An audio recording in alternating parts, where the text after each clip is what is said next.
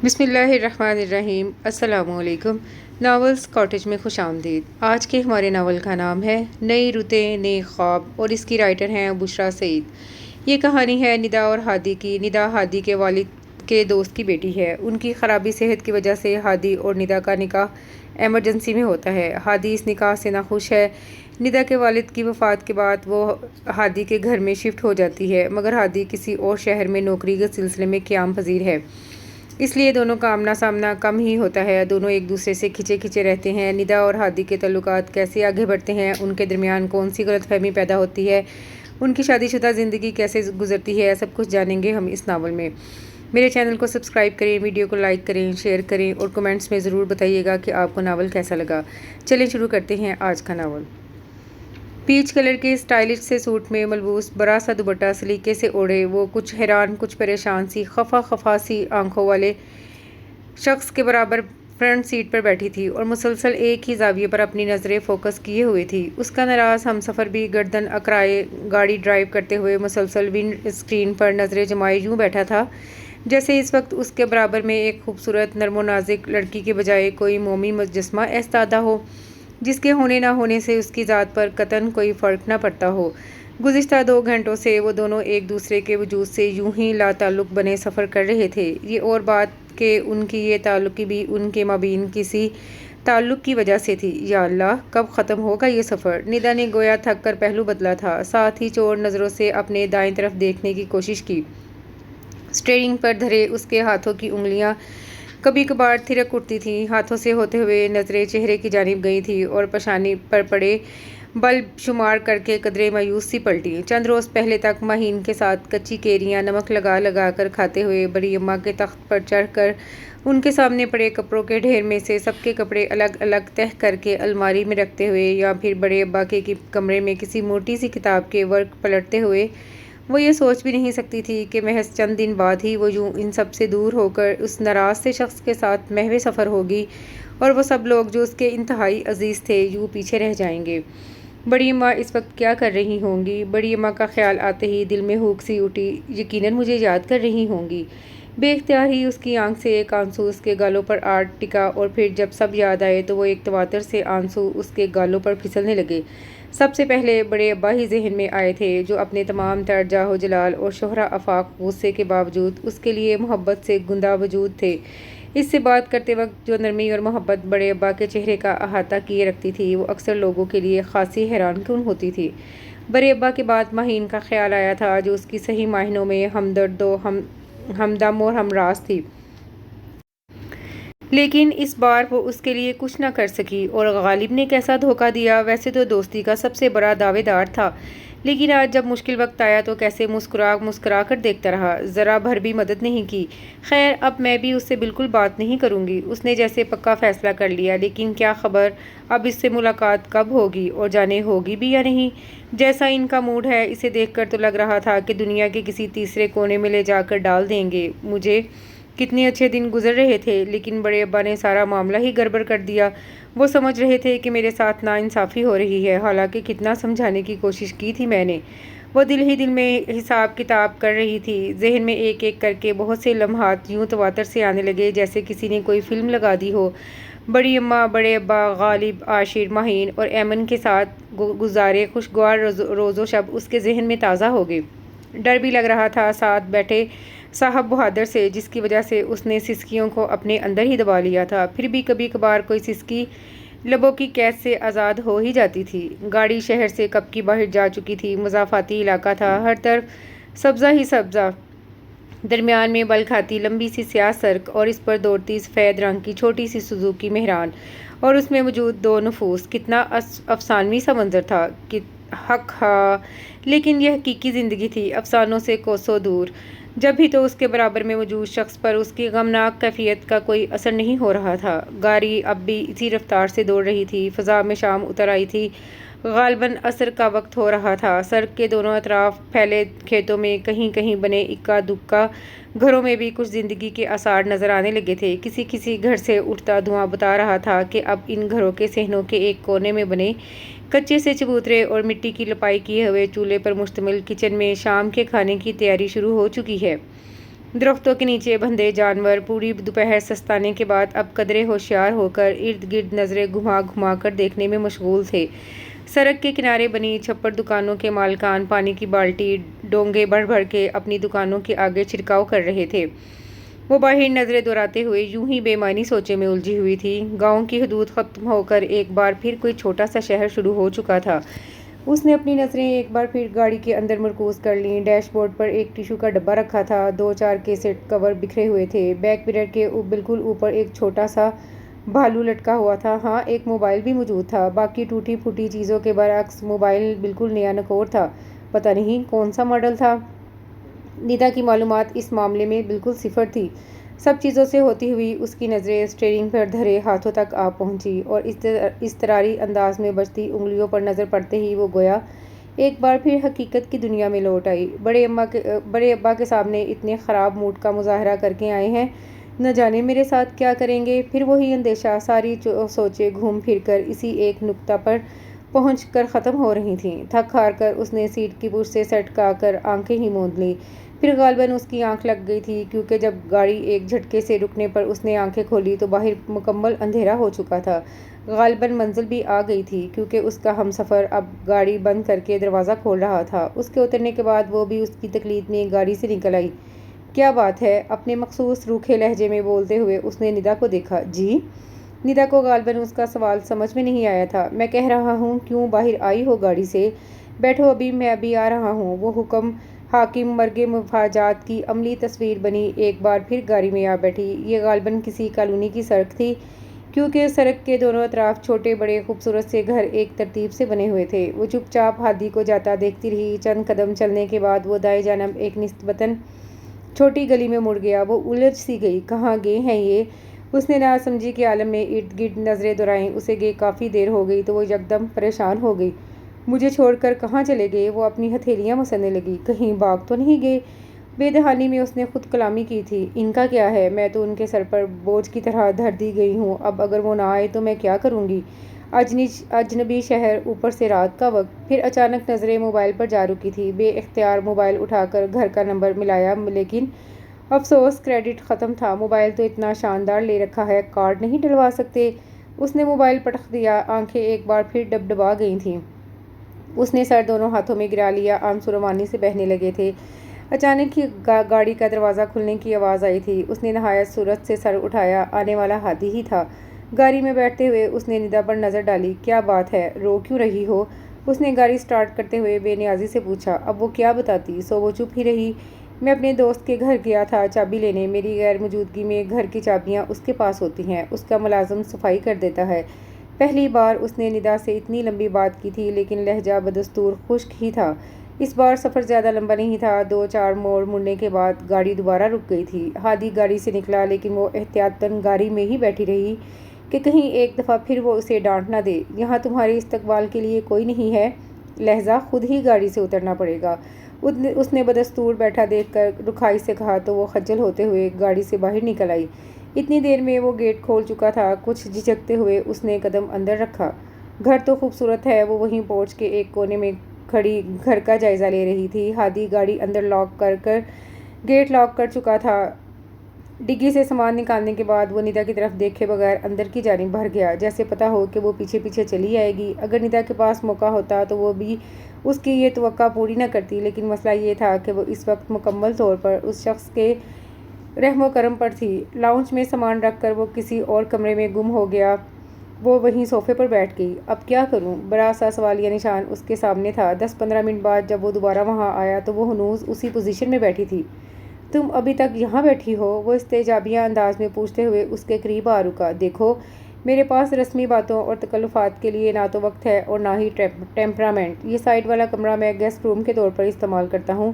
تم اس میں اپنا سامان رکھ لو اور یوں چھوٹی چھوٹی باتوں کے لیے میری طرف نہ دیکھا کرو، مجھے الجھن ہوتی ہے۔ عرصہ ہوا مجھے اکیلا رہنے کی عادت ہو چکی ہے اور اب تمہیں بھی خود کو اسی روٹین میں ایڈجسٹ کرنا ہوگا۔ وہ اپنی بات مکمل کر کے وہیں ٹی وی کھول کر بیٹھ گیا، جبکہ ندا اپنا سامان، جو ایک سوٹ کیس اور ایک بیگ پر مشتمل تھا، اٹھا کر اس کے بتائے ہوئے کمرے میں آ گئی۔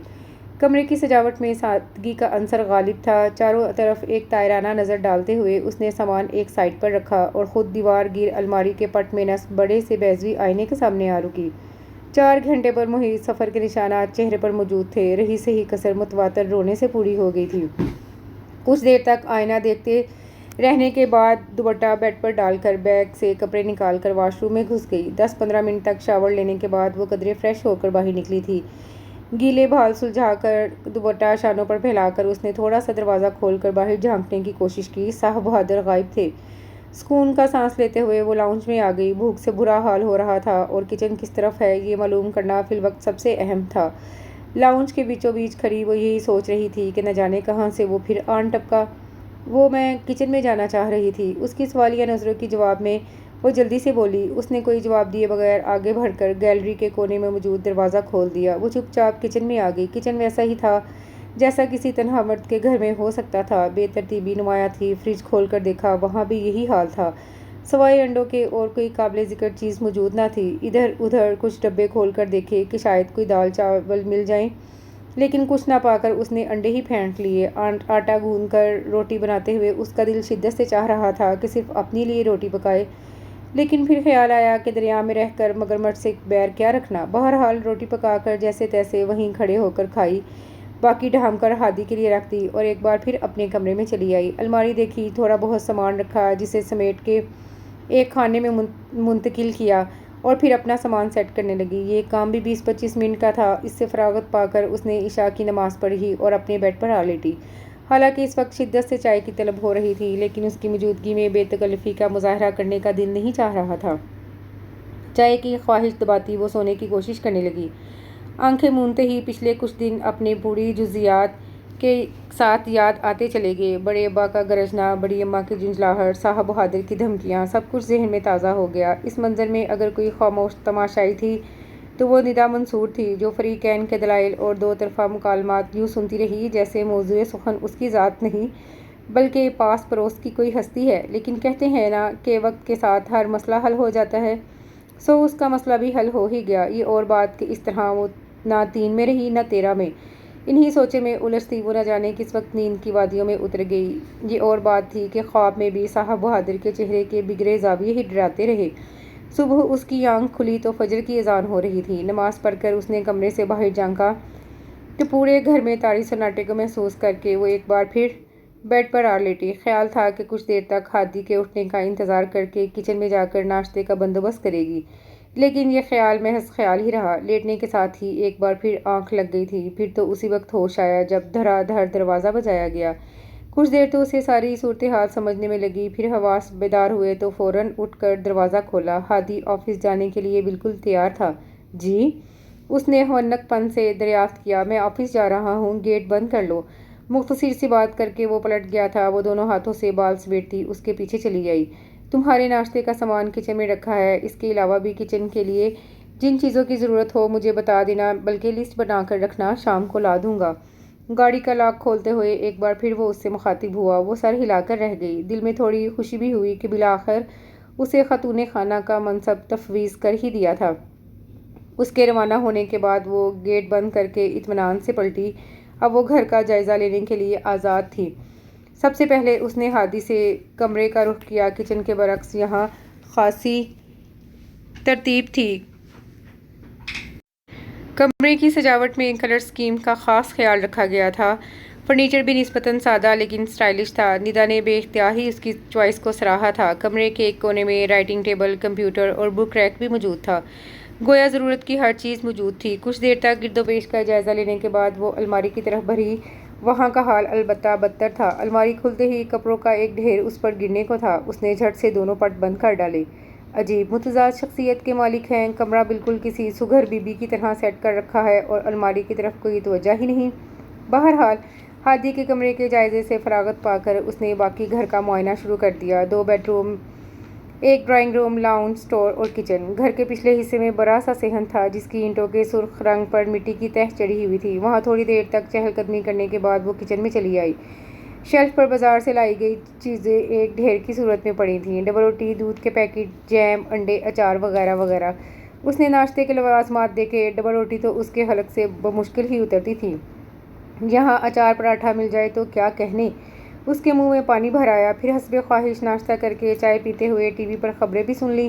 پورے ملک میں سب کچھ ویسا ہی تھا جیسا کہ 24 گھنٹے پیشتر تھا۔ کسی بھی قسم کی تبدیلی کے آثار نہ پا کر اس نے اکتا کر ٹی وی آف کر دیا۔ اب وہ سوچ رہی تھی کہ کیا کیا جائے۔ کرنے کو بہت سے کام تھے، پورا گھر اس کے سامنے تھا۔ صفائی کرنا چاہتی تو بہت سا وقت گزر جاتا۔ نمبر بنانے کے لیے ہادی کی الماری سیٹ کی جا سکتی تھی، پھر کچن کو بھی درست حالت میں لانا تھا، لیکن پھر بیک جنبش قلم سب کام خود ہی رد کر ڈالے۔ موصوف کا مزاج پہلے ہی تتیا مرچ کا سا ہے۔ اگر میں نیک پروین بن کر سارے کام کرنے لگی تو سمجھیں گے ان کا دل جیتنے کے لیے پاپڑ بیل رہی ہوں، مزید پھول جائیں گے۔ ایویں مجھے کیا ضرورت ہے خود کو ہلکان کرنے کی؟ اس نے بڑی اماں کی ساری نصیحتوں اور ہدایتوں کو نظر انداز کرتے ہوئے مزے سے سوچا اور پھر دوپہر تک سونے کا فیصلہ کرتے ہوئے کمرے میں آ گئی۔ اتنے عرصے بعد تو اس طرح سے سونے کا موقع ملا تھا۔ شام تک فراغت تھی، وہ اس خوبصورت چانس کو ضائع کیسے کرتی؟ اگر ماہین اسے یوں بے فکری سے سوتا دیکھ لیتی تو غش کھا جاتی۔ دوپہر کو وہ صرف نماز پڑھنے کے لیے اٹھی تھی اور نماز پڑھ کر دوبارہ سو گئی تھی۔ 4 بجے کا وقت ہوگا جب ہادی آفس سے لوٹا۔ دل میں خدشہ تھا کہ اکیلی لڑکی، اکیلا گھر اور نئی جگہ، کہیں بیچاری گھبرا کر بے ہوش ہی نہ ہو جائے۔ شکل سے وہ شاید اتنی ہی بزدل لگتی تھی۔ بہرحال لاشعوری طور پر اپنی ذمہ داری محسوس کرتے ہوئے وہ گھر چلا آیا۔ چابی اس کے پاس ہی تھی۔ گھر کے اندر قدم رکھتے ہی سناٹے کا سا احساس ہوا۔ سب سے پہلے اس نے لاؤنج میں نظریں دورائیں کہ شاید کسی کونے میں دبکی بیٹھی ہو۔ لاؤنج خالی بھائیں بھائیں کرتا ہوا۔ کچن میں گیا تو وہاں بھی کوئی نہیں۔ سب چیزیں ویسی کی ویسی تھیں جیسے وہ صبح چھوڑ کر گیا تھا۔ کھانا پکنے کے کوئی آثار دکھائی نہیں دے رہے تھے۔ وہ کچھ حیران ہوتا ہوا اس کے کمرے کی سمت آیا۔ دروازے پر ہلکی سی دستک دی، جواب ندارت۔ کچھ سوچ کر اس نے دروازہ کھول کر اندر دیکھا۔ نیم اندھیرے کمرے میں بیڈ پر اسے دراز دیکھ کر وہ سمجھ نہیں پا رہا تھا کہ کیا کیا جائے۔ 1-2 بار کھنکاڑنے پر بھی جب اس کی حالت میں کوئی تبدیلی نہ آئی تو وہ قدرے پریشان ہو کر اس پر جھکا تھا کہ کہیں واقعی بے ہوش تو نہیں ہو گئی۔ چلتے وقت اماں نے بطور خاص تاکید کی تھی، بچی کا دل بہت کمزور ہے، حساس طبیعت کی مالک ہے، خیال رکھنا۔ اس پر جھکا ابھی وہ سوچ ہی رہا تھا کہ کیا کرے، تب ہی اس نے پٹ سے آنکھیں کھول دیں۔ ایک پل تو وہ اسے بھی سمجھ میں نہیں آیا کہ کیا معاملہ ہے۔ وہ یہی سمجھی کہ خواب میں چونکہ اسے ہی دیکھ رہی تھی تو اب آنکھیں کھلنے پر بھی اس کی ہی شبیہ سامنے ہے، لیکن اس کی آنکھیں کھولنے پر جس طرح وہ سیدھا ہوتے ہوئے پیچھے ہٹا تھا، اس سے اندازہ ہوا کہ خواب ختم اور حقیقت شروع ہو چکی ہے۔ آپ آگے؟ اس نے اٹھتے ہی یوں ہی پوچھ لیا، کرنے کو کوئی اور بات جو نہیں تھی۔ جی ہاں، میں تو آ ہی گیا ہوں، لیکن آپ کا جو حال ہے وہ خاصا خطرناک ہے۔ جتنی بے ہوش ہو کر آپ سو رہی تھیں، ایسے میں کوئی بھی آ کر گھر کا صفایا کر سکتا تھا۔ اس نے اس کے سونے پر طنز کیا۔ آفس سے جلدی اٹھنے پر اور اندیشوں کے غلط ثابت ہونے پر وہ جھنجھلا گیا تھا۔ آپ کے پاس تو چابی تھی، کوئی اور کیسے آ سکتا ہے؟ وہ اتنی بھی معصوم نہیں تھی۔ وہ بھنا کر رہ گیا۔ دیواریں بہت نیچی ہیں، کوئی معصوم بچہ بھی پھلانگ سکتا ہے۔ اس نے اب ڈرانا چاہا۔ کوئی بات نہیں، میں کمرہ لاک کر کے سو جایا کروں گی، اس نے اطمینان دلایا۔ وہ بری طرح چڑ گیا۔ ہوں، کمرہ لاک کر کے سو جاؤں گی، جیسے محترمہ ہی تو میرے لیے سب سے زیادہ اہم ہے۔ اس نے دل ہی دل میں اس کی نقل اتاری اور ڈٹائی کی حد ہے، یعنی سونا ضرور ہے، یہ نہیں کہہ سکتی تھی۔ آئندہ احتیاط کروں گی۔ وہ جلتا بھنتا کمرے سے باہر نکل گیا اور بستر سے نیچے ٹانگیں لٹکائے ندا سنجیدگی سے اس بات پر غور کر رہی تھی کہ کیا واقعی یہ گھر اتنا غیر محفوظ ہے یا ہادی نے محض ڈرانے کے لیے کہا ہے؟ گیٹ پر بیل ہو رہی تھی۔ ہادی مارکیٹ گیا ہوا تھا۔ پہلے تو سوچا کہ شاید وہی ہے، لیکن اس کے پاس چابی ہوتی تھی۔ کچھ سوچ کر وہ گیٹ پر چلی آئی۔ پہلے کی ہول میں سے جھانک کر دیکھا، ایک خاتون دکھائی دے رہی تھیں۔ اس نے مطمئن ہو کر گیٹ کھول دیا۔ وہاں ایک کی بجائے 2 خواتین تھیں، ایک ذرا بڑی عمر کی اور دوسری اس کی عمر کی لڑکی۔ گیٹ کھلنے پر غالباً ندا کے نظر آنے کی توقع نہیں تھی۔ آنکھیں پھارے اسے تک رہی تھیں۔ جی؟ ندا نے مسکراہٹ سے نواز کر ان کی حیرانی کم کرنا چاہی۔ وہ ہادی؟ خاتون نے فقرہ ادھورا چھوڑا۔ آپ لوگ اندر آ جائیں۔ ندا کو یوں گیٹ پر کھڑے ہو کر بات کرنا مناسب نہیں لگا، اس لیے انہیں لے کر اندر چلی آئی۔ بیٹھیے پلیز، اس نے رسم میزبانی نبھانا چاہی۔ ہم یہ لے کر آئے ہیں۔ خاتون نے لڑکی کے ہاتھ سے پلیٹ لے کر اس کی جانب بڑھائی تھی، جو ندا نے شکریہ کے ساتھ تھام لی۔ میں مسز وسیم ہوں اور یہ میری چھوٹی بہن ہے سائمہ، اسی لین کے آخری گھر ہے ہمارا۔ ندا کو دیکھ کر جو شوق لگا تھا، خاتون نے بمشکل اس سے نکلتے ہوئے اپنا تعارف کروایا۔ میں ندا ہوں، آپ سے مل کر بہت خوشی ہوئی، اس نے مبہم سا تعارف کروایا۔ آپ ہادی کی؟ خاتون نے جھجکتے ہوئے دوبارہ سوال کیا۔ اس سے پہلے وہ اپنا مفصل تعارف کرواتی، گیٹ کھلنے کی آواز آئی، شاید ہادی آ گئے ہیں۔ ہادی جیسے ہی ساز و سامان سے لدا پھندا اندر آیا، ندا کے ساتھ دونوں خواتین کو بیٹھا دیکھ کر کچھ حیران رہ گیا۔ خواتین نے بڑے پرتپاک انداز میں اس سے سلام دعا کی تھی۔ اس نے بھی خاصا مسکرا کر ان کا حال احوال دریافت کیا۔ ندا نے غور سے ہادی کے چہرے کو دیکھا۔ اوہ، تو گویا ہٹلر جونیئر کو مسکرانا بھی آتا ہے، ویری گڈ، اس نے دل ہی دل میں سراہا۔ وہ لوگ ہادی سے اتنے دنوں کی غیر حاضری کا سبب جاننا چاہ رہی تھیں۔ ہادی نے پتہ نہیں کیا جواب دے کر مطمئن کیا۔ وہ تو سامان اٹھا کر کچن میں چلی آئی تھی۔ ان لوگوں کا اتنی جلدی اٹھنے کا ارادہ نہیں لگ رہا تھا۔ ندا کچھ سوچ کر چائے بنانے لگی۔ کان لاؤنج سے آنے والی باتوں کی آواز پر ہی لگے ہوئے تھے۔ زیادہ تر مسز وسیم ہی بول رہی تھیں۔ لڑکی خاموش بیٹھی تھی۔ کچھ دیر بعد جب ندا چائے لے کر اندر گئی تو انہیں ایک بار پھر ہادی سے اس کا تعلق جاننے کا خیال آیا۔ یہ کون ہے؟ ہادی سے پوچھا گیا۔ کباب لائی ہیں آپ؟ آہا! سوال یکسر نظر انداز کر کے بے تکلفی سے پلیٹ اٹھائی گئی۔ یہ آپ کی فکرہ ادھورا چھوڑا گیا۔ بڑے لذیذ ہیں بھئی، مزہ آ گیا۔ کباب کا ٹکڑا منہ میں رکھتے ہوئے ایک بار پھر انسنی کر دی۔ ندا تپ گئی۔ جھنجھلاہٹ دباتے ہوئے وہ واپس کچن میں ہی چلی آئی۔ خاتون نے پہلے تو مسکرا کر کبابوں کی تعریف وصول کی، پھر ساتھ یہ بھی بتایا کہ یہ ان کی بہن نے بنائے ہیں۔ لیکن آخری بات وہی تھی۔ اس کے متعلق اس بار واضح انداز میں پوچھا گیا۔ کیا لگتی ہیں آپ کی؟ میری مسز ہیں۔ ہادی نے بھی بلی بلاہر تھیلے سے باہر نکال ہی دی۔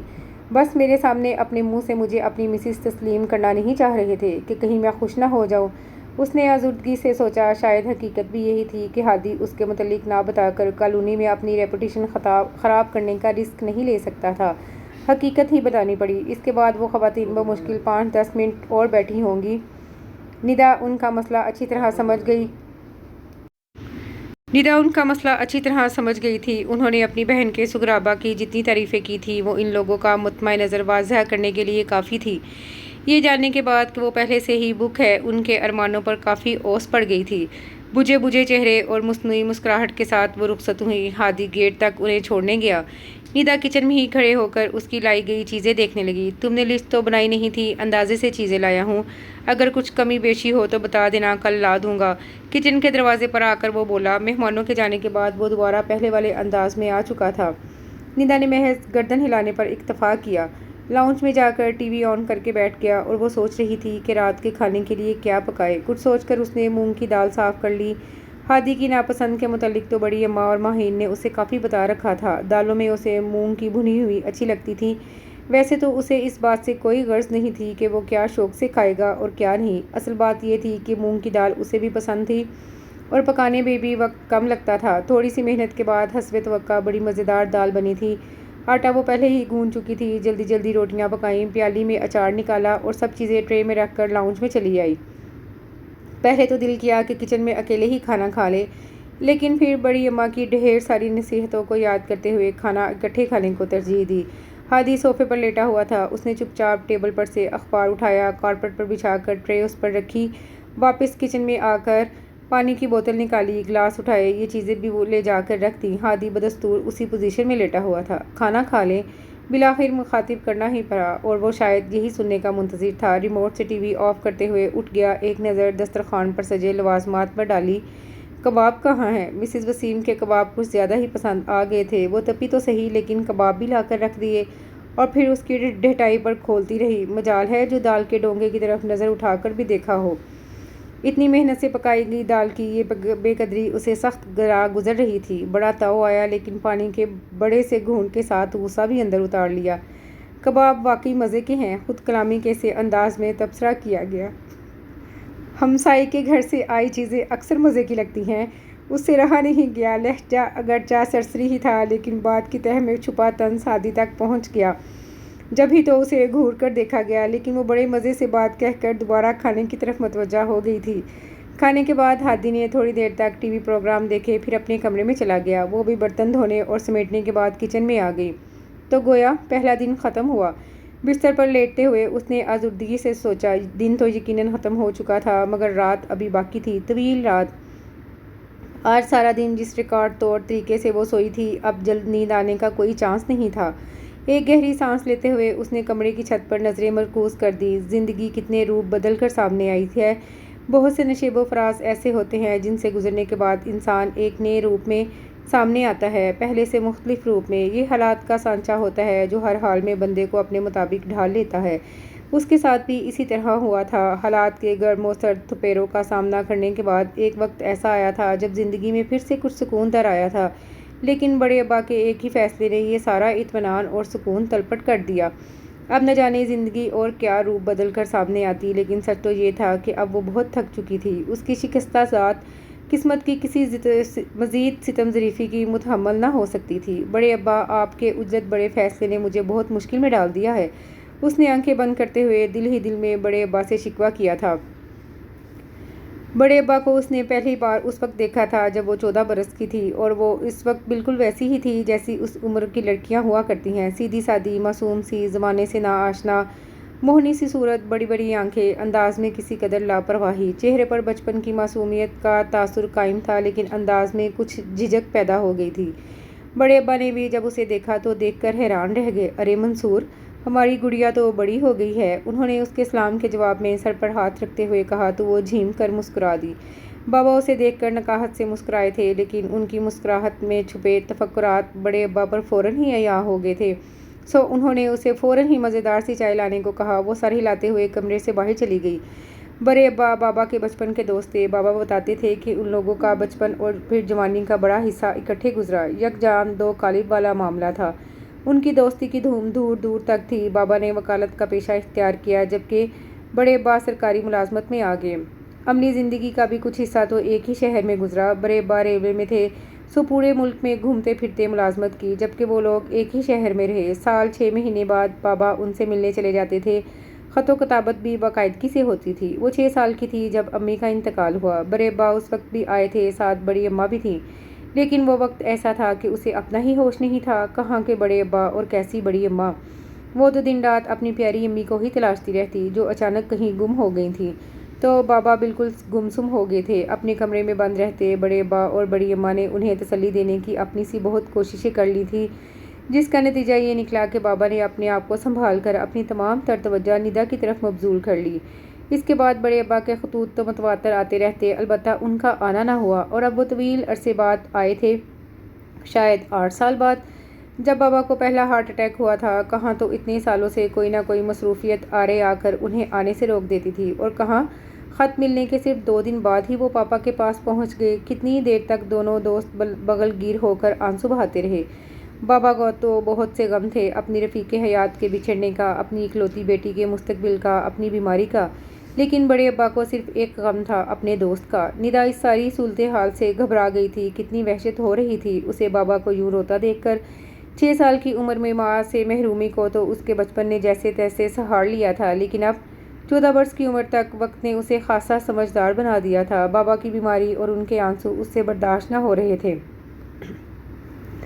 اس کی آنکھیں بھی ڈبڈبا گئیں۔ تب بڑے ابا کی نظر اس پر پڑی۔ انہوں نے اسے خوب پیار کیا تھا، اسے بڑے ابا بہت اچھے لگے تھے، بالکل بابا جیسے۔ ان کے آنے سے بابا کی طبیعت سنبھل گئی تھی، سو اس کا وحشت زدہ دل بھی کچھ پرسکون ہوا تھا۔ بڑے ابا نے 1 ہفتہ ان کے ہاں قیام کیا تھا۔ مدتوں بعد گھر میں یوں رونق ہوئی تھی۔ وہ میٹرک میں تھی، اسکول سے آتی تو بڑے ابا اور بابا دونوں باتیں کر رہے ہوتے۔ دوپہر کے کھانے کے بعد وہ بھی ان کے ساتھ بیٹھ جاتی، پھر غیر محسوس طریقے سے وہ دونوں باتوں کا رخ موڑ دیتے، محض اسے خوش کرنے کے لیے اپنے بچپن اور جوانی کے واقعات چھیڑ دیتے۔ ہاتھوں کے پیالے میں چہرہ رکھے ندا مسکراتے ہوئے ان کی باتیں سنتی اور اسی زمانے میں پہنچ جاتی۔ وہ حیران ہوتی کہ بابا بھی کبھی اتنے شرارتی ہوتے تھے۔ اپنے سوبر اور خوبصورت سے بابا کو جب وہ کالج کے اسٹوڈنٹ کے روپ میں سوچتی تو اسے بڑا مزہ آتا۔ یوں باتوں میں 1 ہفتہ گزر گیا اور پتہ بھی نہ چلا۔ شاید اچھے دن یوں ہی جلدی گزر جاتے ہیں، ورنہ جن دنوں بابا ہاسپٹل میں تھے دن بہت رینگ رینگ کر گزر رہے تھے۔ بہرحال بڑے ابا چلے گئے، لیکن تھوڑے عرصے بعد وہ چکر لگا لیتے تھے۔ ان کے آنے سے بابا کو تسلی ہو جاتی تھی۔ بابا ویسے بھی اکیلے تھے، بھائی کوئی نہیں تھا۔ ایک بہن تھی، وہ عرصے سے ابو ظہبی میں مقیم تھی۔ امی کا البتہ بڑا پڑا کنبہ تھا، لیکن وہ لوگ عجیب سے تھے، لیے دیے انداز میں آتے، رسمی سا حال پوچھتے اور 2 گھڑی بیٹھ کر چلے جاتے۔ امی کا کچھ دھندلا سا خاکہ اس کے ذہن میں تھا۔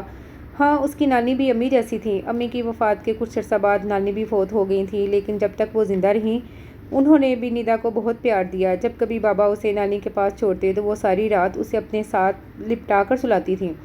ان کو اس میں اپنی بیٹی کا عکس دکھائی دیتا تھا اور اسے ان سے کے وجود سے امی کی خوشبو آتی تھی۔ نانی اور امی ان سب سے اتنی مختلف کیوں ہیں؟ ایک دن یہی سوال اس نے بوا جی سے کر لیا۔ تب بوا جی نے اسے بتایا کہ امی نانی کے پہلے شوہر سے ہیں۔ نانی جب 2 سالہ بیٹی کے ہمراہ بیوہ ہو کر گھر لوٹی تو کچھ عرصے بعد ہی ان کی دوسری شادی کر دی گئی۔ شاید یہی وجہ تھی نانا سمیت باقی گھر والوں کے خشک رویے کی۔ بہرحال نانی کی وفات کے بعد اس نے وہاں جانا ہی چھوڑ دیا۔ دن یوں ہی گزرتے جا رہے تھے۔ میٹرک میں اس نے شاندار نمبر لیے۔ اتفاق سے ان دنوں بڑے ابا بھی آئے ہوئے تھے۔ انہوں نے بابا کے ساتھ مل کر اس کی کامیابی کو بہت اچھے طریقے سے سیلیبریٹ کیا، ڈھیر سارے تحفے دیے اور خوب گھمایا پھرایا۔ آگے ایڈمیشن لینے کا معاملہ اٹھا تو اس کی سمجھ میں ہی نہیں آ رہا تھا کہ کن مضامین کا انتخاب کرے۔ ایسے میں بڑے ابا نے ہی اس کی مدد کی اور اس کا رجحان دیکھتے ہوئے اسے پری میڈیکل میں ایڈمیشن لینے کا مشورہ دیا۔ اس طرح ندا منصور نے کالج میں قدم رکھا۔ ذہین تو وہ ہمیشہ سے ہی تھی، سو حسب توقع ایف ایس سی میں بھی نمبر بہت اچھے آئے تھے، لیکن میڈیکل میں ایڈمیشن کی بجائے اس نے بی ایس سی میں داخلہ لے لیا۔ بابا نے بہت زور دیا کہ وہ کم از کم انٹری ٹیسٹ تو دے لے، لیکن وہ اچھی طرح جانتی تھی کہ بابا کی بیماری کے باعث گھر کے حالات ایسے نہ تھے کہ خوشی سے اس کی پڑھائی کا خرچہ نکل سکتا۔ بابا بہت دل گرفتہ ہوئے۔ وہ جانتے تھے کہ اس نے یہ فیصلہ کیوں کیا ہے۔ پڑھائی شروع ہونے کے بعد گھر پر بھی مصروفیات بڑھ گئی تھیں۔ بوا بہت بوڑھی ہو گئی تھی۔ بوا تھی تو ملازمہ، مگر ان کا اتنے عرصے کا ساتھ تھا کہ اب وہ گھر کے بزرگ کی حیثیت رکھتی تھی۔ کالج کا ٹف شیڈیول، گھر کے کام اور محلے کے بچوں کو ٹیوشن پڑھانا، زندگی ایک دم سے بہت مصروف ہو گئی تھی۔ بی ایس سی کے 2 سال تو گویا پلک جھپکتے میں گزر گئے۔ بابا کی طبیعت کافی بہتر تھی۔ پھر جن دنوں اس نے بی ایس سی کے پیپرز ہو رہے تھے، ان کی طبیعت پھر گری رہنے لگی۔ وہ بابا کے سر ہو گئی کہ وہ ڈاکٹر سے تفصیلی چیک اپ کروائیں، مگر بابا ہنس کر ٹال دیتے۔ اس کے پیپر شروع ہو کر ختم بھی ہو گئے۔ رزلٹ کے انتظار تک کچھ عرصہ بالکل فراغت کا تھا۔ یہ سارا وقت اس نے بابا کے ساتھ گزارا۔ رات گئے تک وہ اور بابا بیٹھ کر باتیں کرتے رہتے۔ کبھی بابا کچھ فائلیں وغیرہ اٹھا کر اسے اپنے اکاؤنٹ، واجبات اور دیگر اسی طرح کی چیزوں کی تفصیل سمجھانے بیٹھ جاتے۔ ایسے میں وہ سخت بور ہوتی۔ کیوں بتا رہے ہیں آپ یہ سب؟ وہ اکتا کر فائل بند کر دیتی۔ بابا دھیرے سے ہنس پڑتے اور چپکے سے اپنی آنکھوں کی نمی چھپا لیتے تھے۔ وہ ایک ایسی ہی رات تھی جب دیر تک بابا سے باتیں کرنے کے بعد وہ اپنے کمرے میں سونے چلی گئی۔ ابھی اسے سوئے ہوئے 1.5 گھنٹہ ہی گزرا تھا جب بوا نے اسے جھنجھوڑ کر اٹھایا تھا۔ کیا ہوا بوا جی؟ بوا کی حواس باختہ شکل دیکھ کر اس کا دل تیزی سے دھڑکنے لگا۔ کیا بتاؤں بیٹا، تہجد کے لیے اٹھی تھی؟ تمہارے بابا کے کمرے سے مسلح اٹھانے گئی، وہ تو نیم بے ہوش سے پڑے ہیں۔ بوا نے پھولی ہوئی سانسوں کے ساتھ اطلاع دی۔ وہ ننگے پاؤں بابا کے کمرے کی طرف بھاگی، کانپتے ہاتھوں سے بابا کی نبض چیک کی۔ نبض چل رہی تھی۔ پھر بابا کا چہرہ تھپتھپا کر انہیں زور زور سے آوازیں دینے لگی تو انہوں نے ذرا سی آنکھیں کھول کر اسے دیکھا اور کچھ بولنے کی کوشش کی۔ بوا پلیز صدیقی صاحب کے گھر سے کسی کو بلا لیں، بابا کو ہاسپٹل لے کر چلتے ہیں۔ اس نے بڑی مشکلوں سے حواس قابو میں رکھتے ہوئے بوا جی کو مخاطب کیا۔ وہ گردن ہلاتے ہوئے تیزی سے باہر نکلی۔ 10-15 منٹ بعد ہی صدیقی صاحب اور ان کی بیوی بوا جی کے ساتھ آ گئے۔ فکر نہ کرو بیٹا، سب ٹھیک ہو جائے گا، انہوں نے اس کا سر تھپکتے ہوئے تسلی دی۔ وہ لوگ فوراً ہسپتال پہنچے۔ بوا جی اور آنٹی گھر پر ہی رک گئے تھے۔ ڈاکٹر نے ہارٹ اٹیک بتایا تھا۔ وہ روتی لرزتی رہی۔ کچھ ہونے کے خوف نے دل کو اپنی گرفت میں لے رکھا تھا۔ صدیقی انکل نے اس کرے وقت میں اسے بہت حوصلہ دیا۔ سگے رشتہ داروں کی غیر موجودگی میں وہ محض پڑوسی ہونے کے باوجود اس کی بہت ڈھارس بندھا رہے تھے۔ ان کا داماد اسی ہاسپٹل میں ڈاکٹر تھا۔ اس وجہ سے بابا کو بھرپور توجہ مل رہی تھی۔ صبح 8 بجے کے قریب بابا کو ہوش آیا تھا۔ ڈاکٹرز نے بھی تسلی دی کہ اب ان کی حالت خطرے سے باہر ہے۔ وہ اپنے آنسو ضبط کرتے ہوئے بابا سے ملنے گئی۔ وہ اسے دیکھ کر نکاہت سے مسکرائے اور جو پہلی بات انہوں نے پوچھی وہ یہ تھی کہ بڑے ابا کو اطلاع بھجوا دی ہے یا نہیں۔ اس نے نفی میں سر ہلایا۔ اسے بلا لو بیٹا، جتنا جلدی ممکن ہو، انہوں نے تاکیداً کہا۔ اس نے بابا کے کہنے پر بڑے ابا کو فوراً فون کر دیا۔ بڑے ابا اسی رات پہنچ گئے۔ بابا کا حال دیکھ کر وہ بھی بری طرح گھبرا گئے۔ اگرچہ انہوں نے ندا کو اپنے ساتھ لگا کر بہت تسلی دی تھی، لیکن ان کی آنکھیں ان کا ساتھ نہیں دے رہی تھیں۔ تیسرے روز بابا کو آئی سی یو سے کمرے میں شفٹ کر دیا گیا۔ بابا کا زرد چہرہ دیکھ کر اس کے دل کو کچھ ہونے لگتا تھا۔ بابا اس کی سہمی ہوئی شکل دیکھ کر اسے تسلی دیتے، لیکن اس کا دل بری طرح اندیشوں کی زد میں آیا ہوا تھا۔ بابا نے ایک بار پھر آنکھیں بند کر لی۔ ایک ہفتے بعد بابا کو گھر شفٹ کر دیا گیا۔ بڑے ابا زیادہ تر بابا کے ساتھ ان کے کمرے میں ہی رہتے۔ وہ بھی وقتاً فوقتاً چکر لگاتی رہتی۔ اسے یوں لگتا جیسے وہ دونوں اسے دیکھ کر یا تو چپ ہو جاتے ہیں یا موضوع تبدیل کر لیتے ہیں۔ اس بات کو اس نے اپنا وہم سمجھ کر جھٹلانا چاہا، لیکن جلد ہی یہ حقیقت اس کے سامنے آ گئی جب بوا نے آ کر اسے بتایا کہ بابا اور بڑے ابا اس کا نکاح کرنا چاہ رہے ہیں۔ میرا نکاح؟ لیکن بوا کس سے؟ وہ سراسیمہ ہو گئی۔ ہادی سے، انہوں نے جواب میں بڑے ابا کے سب سے بڑے بیٹے کا نام لیا۔ اس نے اگرچہ بڑے ابا کے کسی بیٹے کو نہیں دیکھا تھا، لیکن غائبانہ واقفیت سب سے تھی۔ بابا ایسا کیوں کر رہے ہیں؟ وہ پہلے ٹھیک ہو جائیں پھر دیکھا جائے گا۔ لیکن بوا نے بڑی آہستگی اور پیار سے اسے بابا کی پریشانیوں سے آگاہ کرتے ہوئے سمجھایا تھا کہ اس کے نکاح سے بابا کی صحت پر اچھا اثر پڑے گا۔ انہیں سب سے زیادہ اس کی فکر ہے اور بابا کا سکون، ان کا آرام اسے ہر چیز سے زیادہ عزیز تھا۔ چپ چاپ اس نے سر جھکا دیا۔ بڑے ابا نے ہادی کو بلوا بھیجا تھا۔ جس روز وہ پہنچا اسی شام کو اس کا نکاح کر دیا گیا۔ نکاح کے بعد وہ بابا کے سینے میں منہ چھپا کر بری طرح رو دی۔ بابا اسے اپنے ساتھ لگائے دھیرے دھیرے تھپکتے رہے، ان کے آنسو اس کے بالوں میں جذب ہوتے رہے۔ پھر جب وہ بابا سے الگ ہوئی تو انہوں نے دونوں ہاتھوں میں چہرہ تھام کر اس کی پیشانی چومی تھی، ساتھ ہی زندگی بھر کی خوشیوں کے لیے دعا دی تھی۔ پھر بڑے ابا نے بھی اسے ساتھ لگا کر پیار کیا اور اچھی سی چائے بنا کر لانے کو کہا۔ وہ مشکل مسکرائی اور چائے بنانے چل دی۔ ہادی اسی دن واپس چلا گیا تھا۔ اس روز بابا کے چہرے پر بڑا سکون تھا۔ انہیں خوش دیکھ کر وہ بھی مطمئن تھی۔ بڑے ابا بھی خوش اور مطمئن تھے، لیکن یہ اطمینان عارضی ثابت ہوا۔ صرف ایک دن بعد ہی بابا کو جان لیوا اٹیک ہوا۔ اس کو تو کسی چیز کا ہوش ہی نہیں تھا۔ وہ غائب دماغی اور پتھرائی ہوئی آنکھوں سے سب کچھ دیکھتی رہی۔ پھر بڑے ابا آئے۔ ندا نے انہیں پہلی بار یوں بچوں کی طرح روتے دیکھا۔ برسوں پر محیط ان کے پیار کا تعلق آج ٹوٹ گیا تھا۔ جس شخص کو انہوں نے بھائیوں سے بڑھ کر چاہا تھا وہ آج انہیں چھوڑ گیا تھا۔ ندا پر نظر پڑی تو انہوں نے اپنے عزیز دوست کی اس نشانی کو گلے سے لگا لیا۔ ان کے گلے لگ کر اس کا سکتہ بھی ٹوٹ گیا۔ وہ تڑپ تڑپ کر روئی۔ بوا نے بھی بہت مشکلوں سے اسے سنبھالا۔ ان کی اپنی حالت کافی خراب ہو رہی تھی۔ منصور احمد کو انہوں نے بیٹوں سے بڑھ کر چاہا تھا اور انہوں نے بھی انہیں ہمیشہ بہت مان اور احترام دیا تھا۔ بس بیٹا سنبھالو خود کو، تمہارے بابا تو اب سکون میں ہیں، مت تکلیف دو انہیں۔ بوا نے سسکیاں لیتے ہوئے اسے اپنے ساتھ چمٹایا تھا۔ مرنے والوں کے ساتھ مرا نہیں جاتا بیٹی، حوصلہ کرو۔ پڑوس کی ایک خاتون نے اس کے سر پر ہاتھ رکھا تھا۔ اور واقعی مرنے والوں کے ساتھ مرا نہیں جاتا۔ وہ زندہ تھی اور پتہ نہیں کیوں زندہ تھی۔ امی کے بعد تو بابا تھے، لیکن اب رو رو کر اس کے آنسو بھی خشک ہو گئے تھے اور دل اندر سے بالکل خالی تھا۔ سوئم کے بعد سب لوگ چلے گئے۔ اس کے ننہال والوں نے رسمی طور پر بھی ساتھ چلنے کو نہ کہا۔ اس کے نکاح کی خبر سب لوگوں کو ہی ہو گئی تھی اور ان لوگوں نے اپنے طور پر یہ فرض کر لیا تھا کہ اب بڑے ابا ہی اسے ساتھ لے جائیں گے۔ اب وہ بوا اور بڑے ابا رہ گئے۔ بوا کو ان کے بیٹے اپنے ساتھ گاؤں لے جانا چاہتے تھے۔ بڑے ابا نے اسے ضروری سامان پیک کرنے کو کہہ دیا۔ جس صبح ان لوگوں کو جانا تھا وہ ساری رات اس نے بابا کے کمرے میں گزاری۔ پیکنگ تو وہ کر چکی تھی، چند کپڑے، کچھ اماں کا ضروری زیور، ضروری کاغذات، اماں اور بابا کی ساری تصویریں، بابا کی ڈائری، ان کا پین، اپنی تعلیمی اسناد، یہ سب چیزیں سنبھال کر بیگ میں رکھ لیں۔ ساری رات وہ بابا کی کرسی پر بیٹھی دیوار پہ لگی ان کی تصویر سے باتیں کرتی رہی۔ صبح صبح متورم آنکھوں کے ساتھ جب وہ اس گھر سے نکل رہی تھی تو اس کے قدم لڑکھڑا رہے تھے۔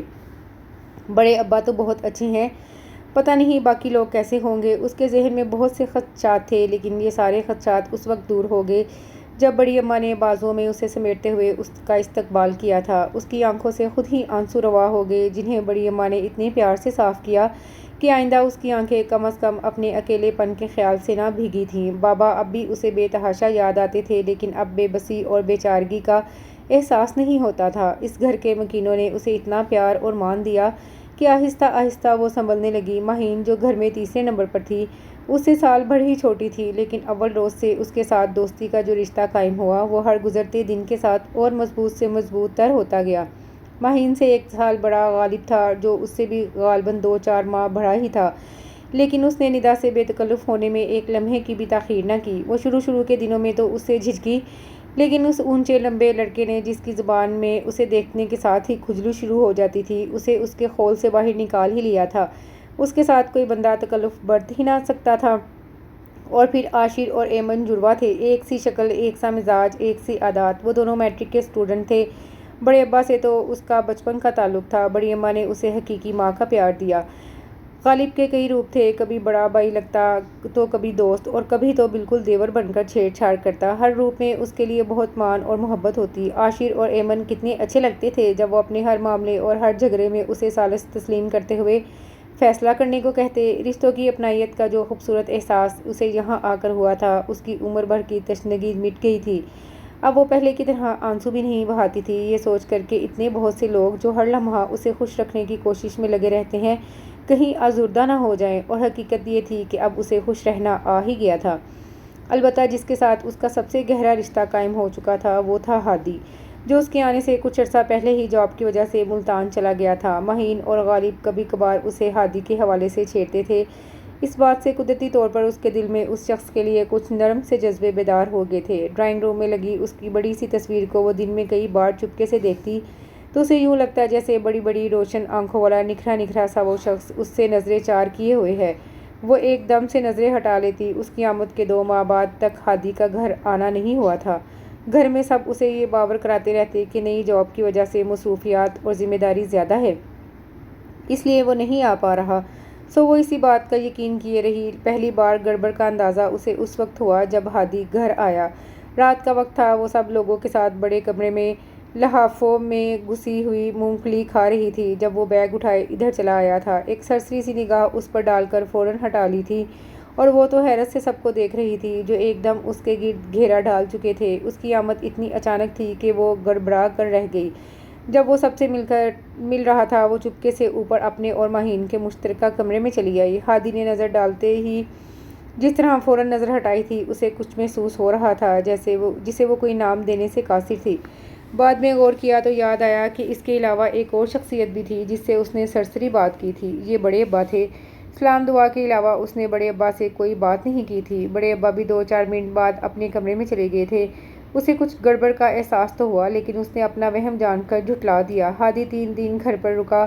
اس دوران وہ زیادہ تر اوپر ہی رہی۔ سب لوگوں نے ہی اس کی پوزیشن سمجھتے ہوئے اس سے بھرپور تعاون کیا اور یوں 1-2 بار کے علاوہ اس کا اور ہادی کا آمنا سامنا نہ ہوا۔ 3 دن بعد وہ چلا گیا۔ اس کے بھی پرانے شب و روز لوٹ آئے۔ اس کے بعد وہ ہر ماہ آنے لگا لیکن ایک دن آتا اور اگلے دن واپسی۔ اس کی آمد کا اسے پہلے سے ہی علم ہوتا اس لیے وہ اوپر قیام بڑھا دیتی لیکن پھر بھی رفتہ رفتہ اسے اندازہ ہو گیا کہ ہادی اپنے اور اس کے مابین تعلق پر خوش نہیں ہے۔ اس صورتحال نے پہل تو اسے بہت تکلیف پہنچائی لیکن اب وہ حقیقت پسند ہو گئی تھی۔ لہجہ سمجھوتا کر لیا۔ جتنی مشکلات وہ جھیل چکی تھی ان کے پیش نظر اسے اس صورتحال سے ایڈجسٹ ہونے میں زیادہ وقت نہیں لگا۔ اتنے ڈھیر سارے رشتوں کے ہوتے ہوئے اسے اب کسی چیز کی فکر نہ تھی۔ سو وہ اپنے آپ میں اور ان سب لوگوں میں مگن ہو گئی۔ زندگی اس طرح بھی قابل قبول تھی لیکن یہ چیز شاید بڑے ابا کے لیے قابل قبول نہیں تھی۔ جب ہی وہ ہادی سے خفا رہنے لگے۔ وہ بھی جب آتا ان سے کھنچا رہتا۔ کافی عرصے تک یہی چلتا رہا لیکن پھر یہ سب کچھ بڑے ابا کی برداشت سے باہر ہو گیا۔ اب جب بھی وہ آتا بڑے ابا اسے اپنے کمرے میں بلا لیتے اور پھر دونوں کی بحث کی آوازیں آتی۔ اسے اتنا اندازہ تو ہو گیا تھا کہ دونوں کے بیچ جو ناراضگی ہے اس کا واحد سبب اس کی ذات ہی ہے اور پھر آخر ایک دن یہ گتھی بھی سلجھ گئی۔ اس رات اچانک اس کی آنکھ کھلی تھی۔ پیاس سے حلق میں کانٹے پڑ رہے تھے۔ پانی پینے نیچے آئی تھی جب بڑے کمرے سے ہادی کی آواز آئی۔ وہ نسبتاً دھیمی آواز میں کسی سے فون پر بات کر رہا تھا۔ فطری تجسس سے مجبور ہو کر وہ دروازے کی اوٹ میں کھڑی ہو کر سننے لگی۔ میں تو عجیب دوراہے پر کھڑا ہوں یار، سمجھ میں نہیں آتا کہ دل کی بات مانوں یا اپنی ضد پر قائم رہتے ہوئے انہیں ان کی زیادتی کا احساس دلاؤں۔ نہیں یار، سچی بات تو یہی ہے کہ ابو نے زندگی کے ہر فیصلے میں مجھ پر اپنی مرضی ٹھونسی ہے۔ انہیں میرے جذبات اور احساسات کی کبھی بھی پرواہ نہیں رہی۔ بورڈنگ والے مسئلے سے لے کر اب اس معاملے تک، بلکہ ہر بات میں انہوں نے اپنی مرضی چلائی ہے۔ اب دیکھ لو، مجھے تو اچھی طرح علم ہے کہ میرا انٹرسٹ سیما میں تھا لیکن تب بھی ابو نے ہادی کی بات جاری تھی لیکن اسے اپنی مطلب کی بات معلوم ہو چکی تھی۔ سو دبے پاؤں اوپر آ گئی۔ پیاس کا احساس تک ختم ہو گیا تھا۔ تو یہ تھا سارا قصہ۔ بیچارے کسی لڑکی کو پسند کرتے ہوں گے اور بڑے ابا کی مہربانی کی وجہ سے درمیان میں آ گئی میں، یعنی ندا منصور۔ اس نے پرتعصب انداز میں سوچا۔ دکھ تو بے شک ہوا تھا لیکن اب ہادی پر ترس بھی آ رہا تھا۔ غیر جانبداری سے سوچا تو محسوس ہوا کہ واقعی اس کے ساتھ بڑی زیادتی ہو گئی ہے۔ ساتھ ہی حیرت بھی ہو رہی تھی کہ ہادی جیسا خشک مزاج سا بندہ محبت وغیرہ کے چکر میں بھی پڑ سکتا ہے۔ پتہ نہیں کیسی ہوگی وہ جس سے یہ محبت کرتے ہیں، شاید کلاس فیلو رہ چکی ہو۔ پتہ نہیں گھر والوں کو اس بات کا علم ہے یا ان سے بھی چھپایا ہوا ہے۔ بڑے ابا سے بھی یقیناً اس بات پر ہی جھگڑتے ہوں گے۔ ہائے بیچارے، ڈرتے بھی تو ہیں بڑے ابا سے۔ اس کی نیند اڑ چکی تھی۔ ذہن تانے بانے بنتا رہا۔ اپنی ذات کو الگ رکھ کر سوچا تو وہ حق پر لگا لیکن قصور تو اس کا بھی نہیں تھا۔ اگر وہ دوسری شادی کر لیتا ہے تو میرا کیا بنے گا؟ یہ خاصا غور طلب سوال تھا لیکن اگر وہ دوسری شادی نہیں کرتا تب بھی میرے لیے کون سا سازگار حالات ہوں گے؟ جب پسند ہی نہیں کرتا تو سر پر زبردستی مسلط کیسے ہو سکتی ہوں؟ وہ سوچتی رہی، مجھے تو بس یہ گھر چاہیے ہمیشہ کے لیے، مجھے اور کسی سے کچھ نہیں لینا دینا۔ اس نے گویا حتمی فیصلہ کیا اور سونے کی کوشش کرنے لگی۔ صبح آنکھ کھلی تو ہادی جا چکا تھا۔ بڑے ابا کا موڈ بھی رفتہ رفتہ نارمل ہو گیا تھا لیکن اس بات وہ حیرت انگیز طور پر دوسرے ہفتے ہی آن ٹپکا۔ لو جی، پھر کہانی شروع۔ اسے کوفت ہوئی، لیکن صبح جب اس نے اسے بہت خوشگوار موڈ میں ہنستے ہوئے دیکھا تو شدید حیرت ہوئی، اور اس وقت وہ حیرت کے مارے اسے غش آنے لگا جب ایک دو بار اسے بھی مسکرا کر دیکھا گیا۔ اس نے سٹ پٹا کر رخ بدلا تھا، اور تو اور آج تو بڑے ابا سے بھی حالات حاضرہ پر خوشگوار انداز میں تبصرہ فرمایا جا رہا تھا۔ تو یہ گویا حکمت عملی تبدیل کر لی گئی ہے کہ شیشے میں اتار کر کام نکلوایا جائے گا۔ وہ دور کی کوڑی لائی، آج تو بڑے ابا بھی کتنے خوش لگ رہے ہیں۔ اف خدایا، کہیں ایسا نہ ہو کہ جذباتی بلیک میلنگ سے بڑے ابا سے میرے متعلق کوئی فیصلہ کروا لیں۔ اب میں انہیں کیسے بتاؤں کہ مجھے ان کی دوسری شادی سے کوئی فرق نہیں پڑے گا۔ وہ کچن میں مہین کے ساتھ ناشتہ بناتی انہی سوچے میں گم تھی۔ پھر اس نے کچن کی کھڑکی سے ہادی کو بڑے ابا کے ساتھ ان کے کمرے میں جاتے دیکھا۔ اوہ! وہ تیزی سے کچن سے نکلی، بڑے ابا کے کمرے کے پاس پہنچ کر وہ ایک لمحے کو رکی، دوپٹہ درست کیا، گہرا سانس لے کر ہمت پیدا کی اور غراب سے کمرے کے اندر۔ دونوں اسے دیکھ کر چونکے تھے۔ آؤ بیٹا۔ بڑے ابا نے حیرت پر قابو پاتے ہوئے اسے اپنے برابر بیٹھنے کا اشارہ کیا۔ وہ مضبوط قدموں سے چلتی ہوئی وہاں جا بیٹھی۔ وہ بڑے ابا، اس نے حلق صاف کیا، مجھے آپ سے کچھ کہنا ہے۔ اس نے ہمت کر کے بڑے ابا کو مخاطب کیا۔ ہاں ہاں کہو، اتنا گھبرانے کی کیا بات ہے؟ انہوں نے شفقت سے اس کے سر پر ہاتھ رکھا۔ وہ بڑے ابا، بات یہ ہے کہ میں اس گھر میں رہنا چاہتی ہوں، ہمیشہ کے لیے۔ مجھے اور کچھ نہیں چاہیے۔ آپ انہیں اجازت دے دیں کہ یہ جس لڑکی کو پسند کرتے ہیں اس سے شادی کر لیں۔ میں یہی رہوں گی آپ کے پاس۔ آپ پلیز اس لڑکی کے گھر والوں سے مل لیں، مجھے قطعاً کوئی اعتراض نہیں ہے۔ اس نے ایک سانس میں بات مکمل کر کے نظریں اٹھائی تھیں۔ بڑے ابا کے چہرے کا رنگ متغیر ہو چکا تھا، مگر وہ فوراً ہی باہر نکل آئی۔ باہر آ کر ایک گہرا سانس بھرا۔ چلو جی، میں نے تو اپنا فرض پورا کر دیا، اس سے زیادہ میں ان کے لیے کچھ نہیں کر سکتی تھی۔ اب آگے ان کی قسمت۔ اور ان کی قسمت تو گویا اس کی کہی ہوئی بات سے ہی چمک اٹھی تھی، جب ہی اندر سے بڑے ابا غضبناک آواز میں گرج رہے تھے۔ ناخلف، نالائق، تمہیں جرأت کیسے ہوئی ایسی حرکت کرنے کی؟ یہ تربیت کی ہے میں نے تمہاری، تم ایسی حرکت بھی کر سکتے ہو، یہ میں تصور بھی نہیں کر سکا تھا۔ طیش میں ادھر سے ادھر ٹہلتے ہوئے مسلسل بول رہے تھے، جہاں وہ رکتے ہادی کی آواز آتی، ابو پلیز میری بات سنیں۔ ابھی اتنا ہی کہتا کہ بڑے ابا پھر شروع ہو جاتے۔ پورا گھر کمرے کے باہر اکٹھا ہو چکا تھا۔ نہ تو کوئی بات کے پس منظر سے آگاہ تھا، نہ ہی کوئی اندر جانے کی ہمت کر رہا تھا۔ وہ بھی ایک کونے میں چپ چاپ کھڑی تھی۔ ابو، میں اتنی دیر سے کچھ کہنے کی کوشش کر رہا تھا، آپ نے اپنا غصہ تو نکال لیا ہے، لیکن میری نہیں سنی کہ میں کیا کہنا چاہتا ہوں۔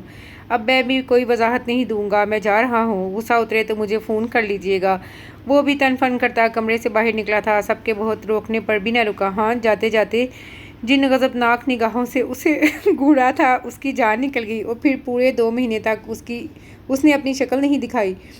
پورا گھر پریشان ہو گیا تھا۔ آخر ایک دن صبح ہی صبح بڑے ابا نے اسے فون کیا، تم پہلی فرصت میں گھر آؤ اور جو فیصلہ کرنا ہے فوراً کرو۔ اگر دوسری شادی کرنی ہے تو اسے ابھی آزاد کرو، میں اس کی کسی بھی جگہ شادی کروا دوں گا۔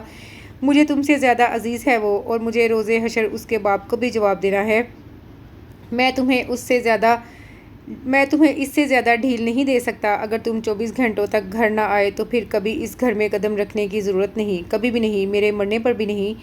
انہوں نے سرد لہجے میں کہہ کر فون رکھ دیا۔ اس بار بھی انہوں نے دوسری طرف کی بات سننے کی کوشش نہیں کی، اور پھر وہ 24 گھنٹوں کے اندر واقعی آ گیا تھا، انتہائی سنجیدہ۔ جس دن آیا اسی دن بڑی اماں سے کہہ دیا کہ اس کا سامان پیک کر دیں، میں اسے ساتھ ہی لے کر جاؤں گا۔ اور بڑی اماں کی تو مانو دل کی مراد پوری ہو گئی۔ انہوں نے مہین کو ساتھ لگایا اور ٹرنک کھول کر اس کی بڑی کے پہلے سے تیار شدہ تمام جوڑے، زیورات اور دوسرا سامان نکال کر ڈھیر کرتی رہیں۔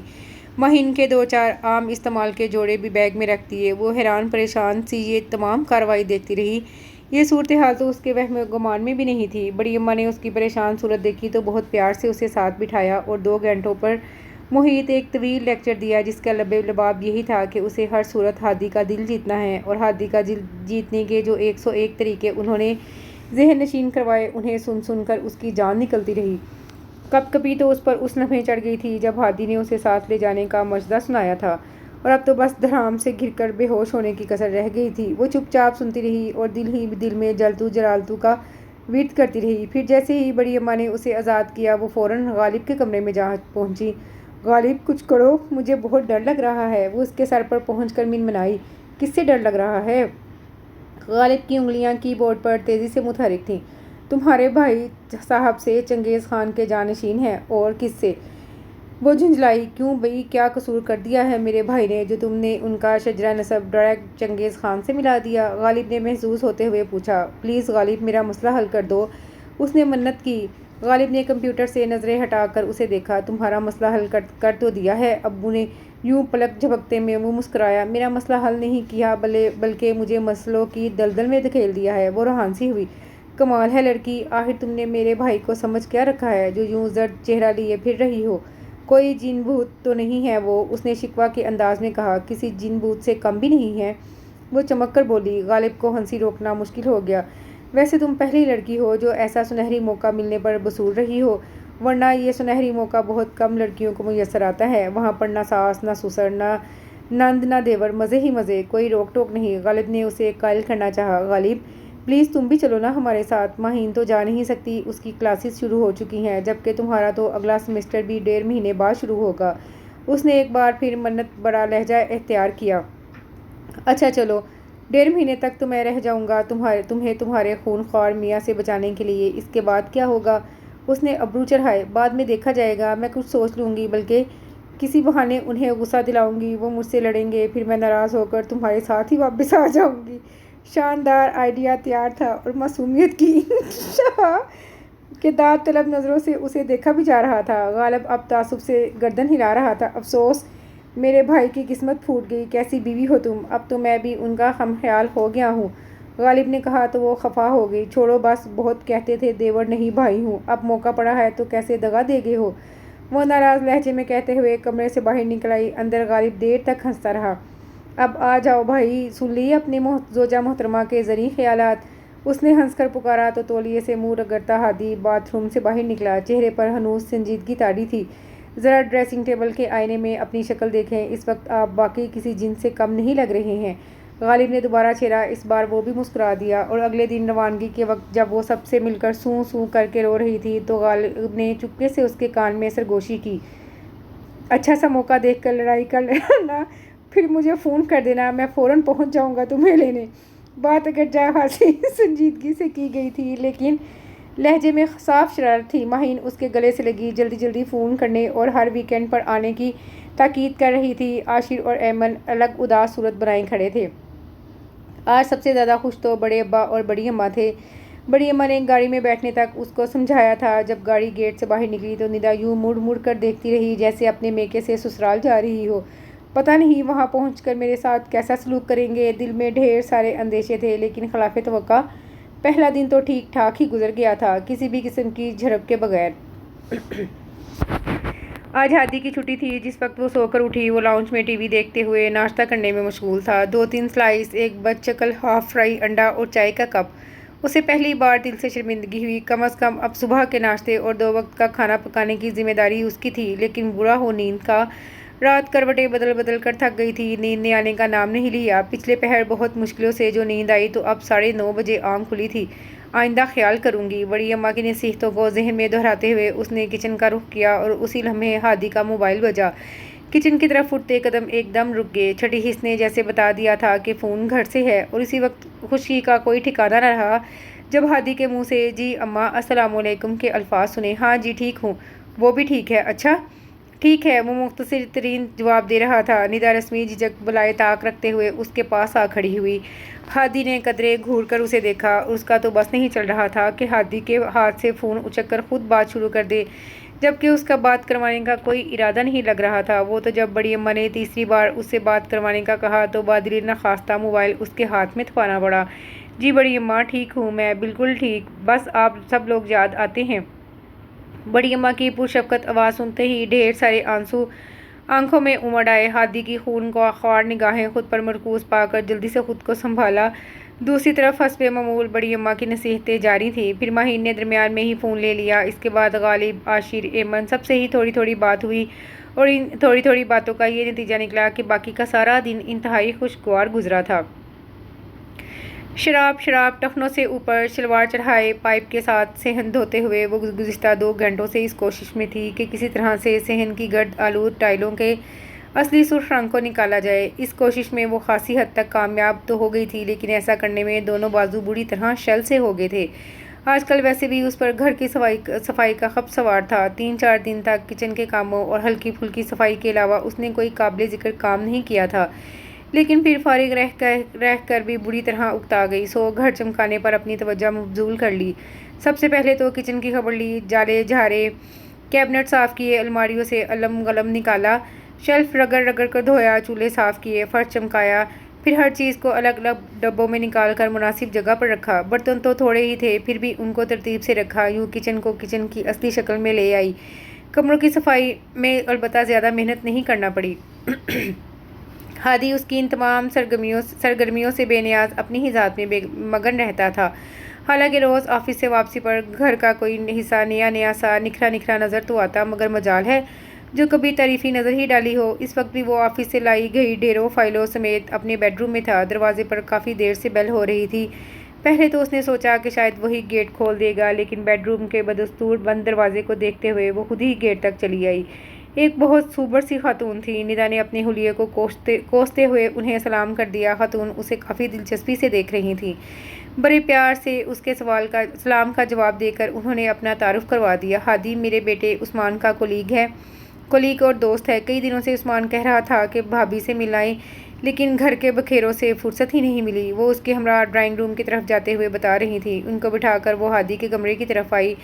دستک دیکھ کر دروازہ تھوڑا سا کھولا۔ آپ کے دوست عثمان کی امی آئی ہیں؟ یعنی جتنی دیر میں ہادی آیا، آنٹی اس سے ابتدائی تعارف لے چکی تھیں۔ ہادی کے آنے پر وہ کچن میں چلی آئی۔ عثمان ہادی کا خاصا قریبی دوست تھا۔ یہ وہی دوست تھا جس کے گھر سے ہادی پہلے روز چابی لی تھی۔ آنٹی پہلی بار آئی تھی، صرف چائے پر ٹرکانا اسے اچھا نہ لگا۔ کچھ سوچ کر اس نے فریزر سے کباب نکالے۔ جتنی دیر میں چائے دم ہوئی، اس نے کباب تل لیے، ساتھ نمکو اور بسکٹ بھی رکھ کر ٹرے سیٹ کر دی۔ جب یہ چیزیں لے جا کر اس نے ٹیبل پر سجائی تھیں تو آنٹی نے اس کی کوئک سروس کو کافی سراہا تھا۔ چیزیں سرو کرنے کے بعد وہ اپنے چائے کا کپ اٹھا کر ہادی کے برابر جا بیٹھی۔ آنٹی ہادی سے اس کی تعریف کرتے ہوئے کہہ رہی تھیں کہ انہیں بھی تو اتنی اچھی بہو ملے، اور وہ ان کی تعریفوں پر شرمندہ ہو رہی تھی۔ ہادی بھی چپ چاپ مسکراتا رہا۔ واپسی پر دونوں انہیں گیٹ تک چھوڑنے گئے۔ یہ اور بات کہ اس کے بعد ہادی نے دوبارہ کمرے کا رخ کر لیا تھا اور اس نے چپ چاپ صحن کی راہ لی۔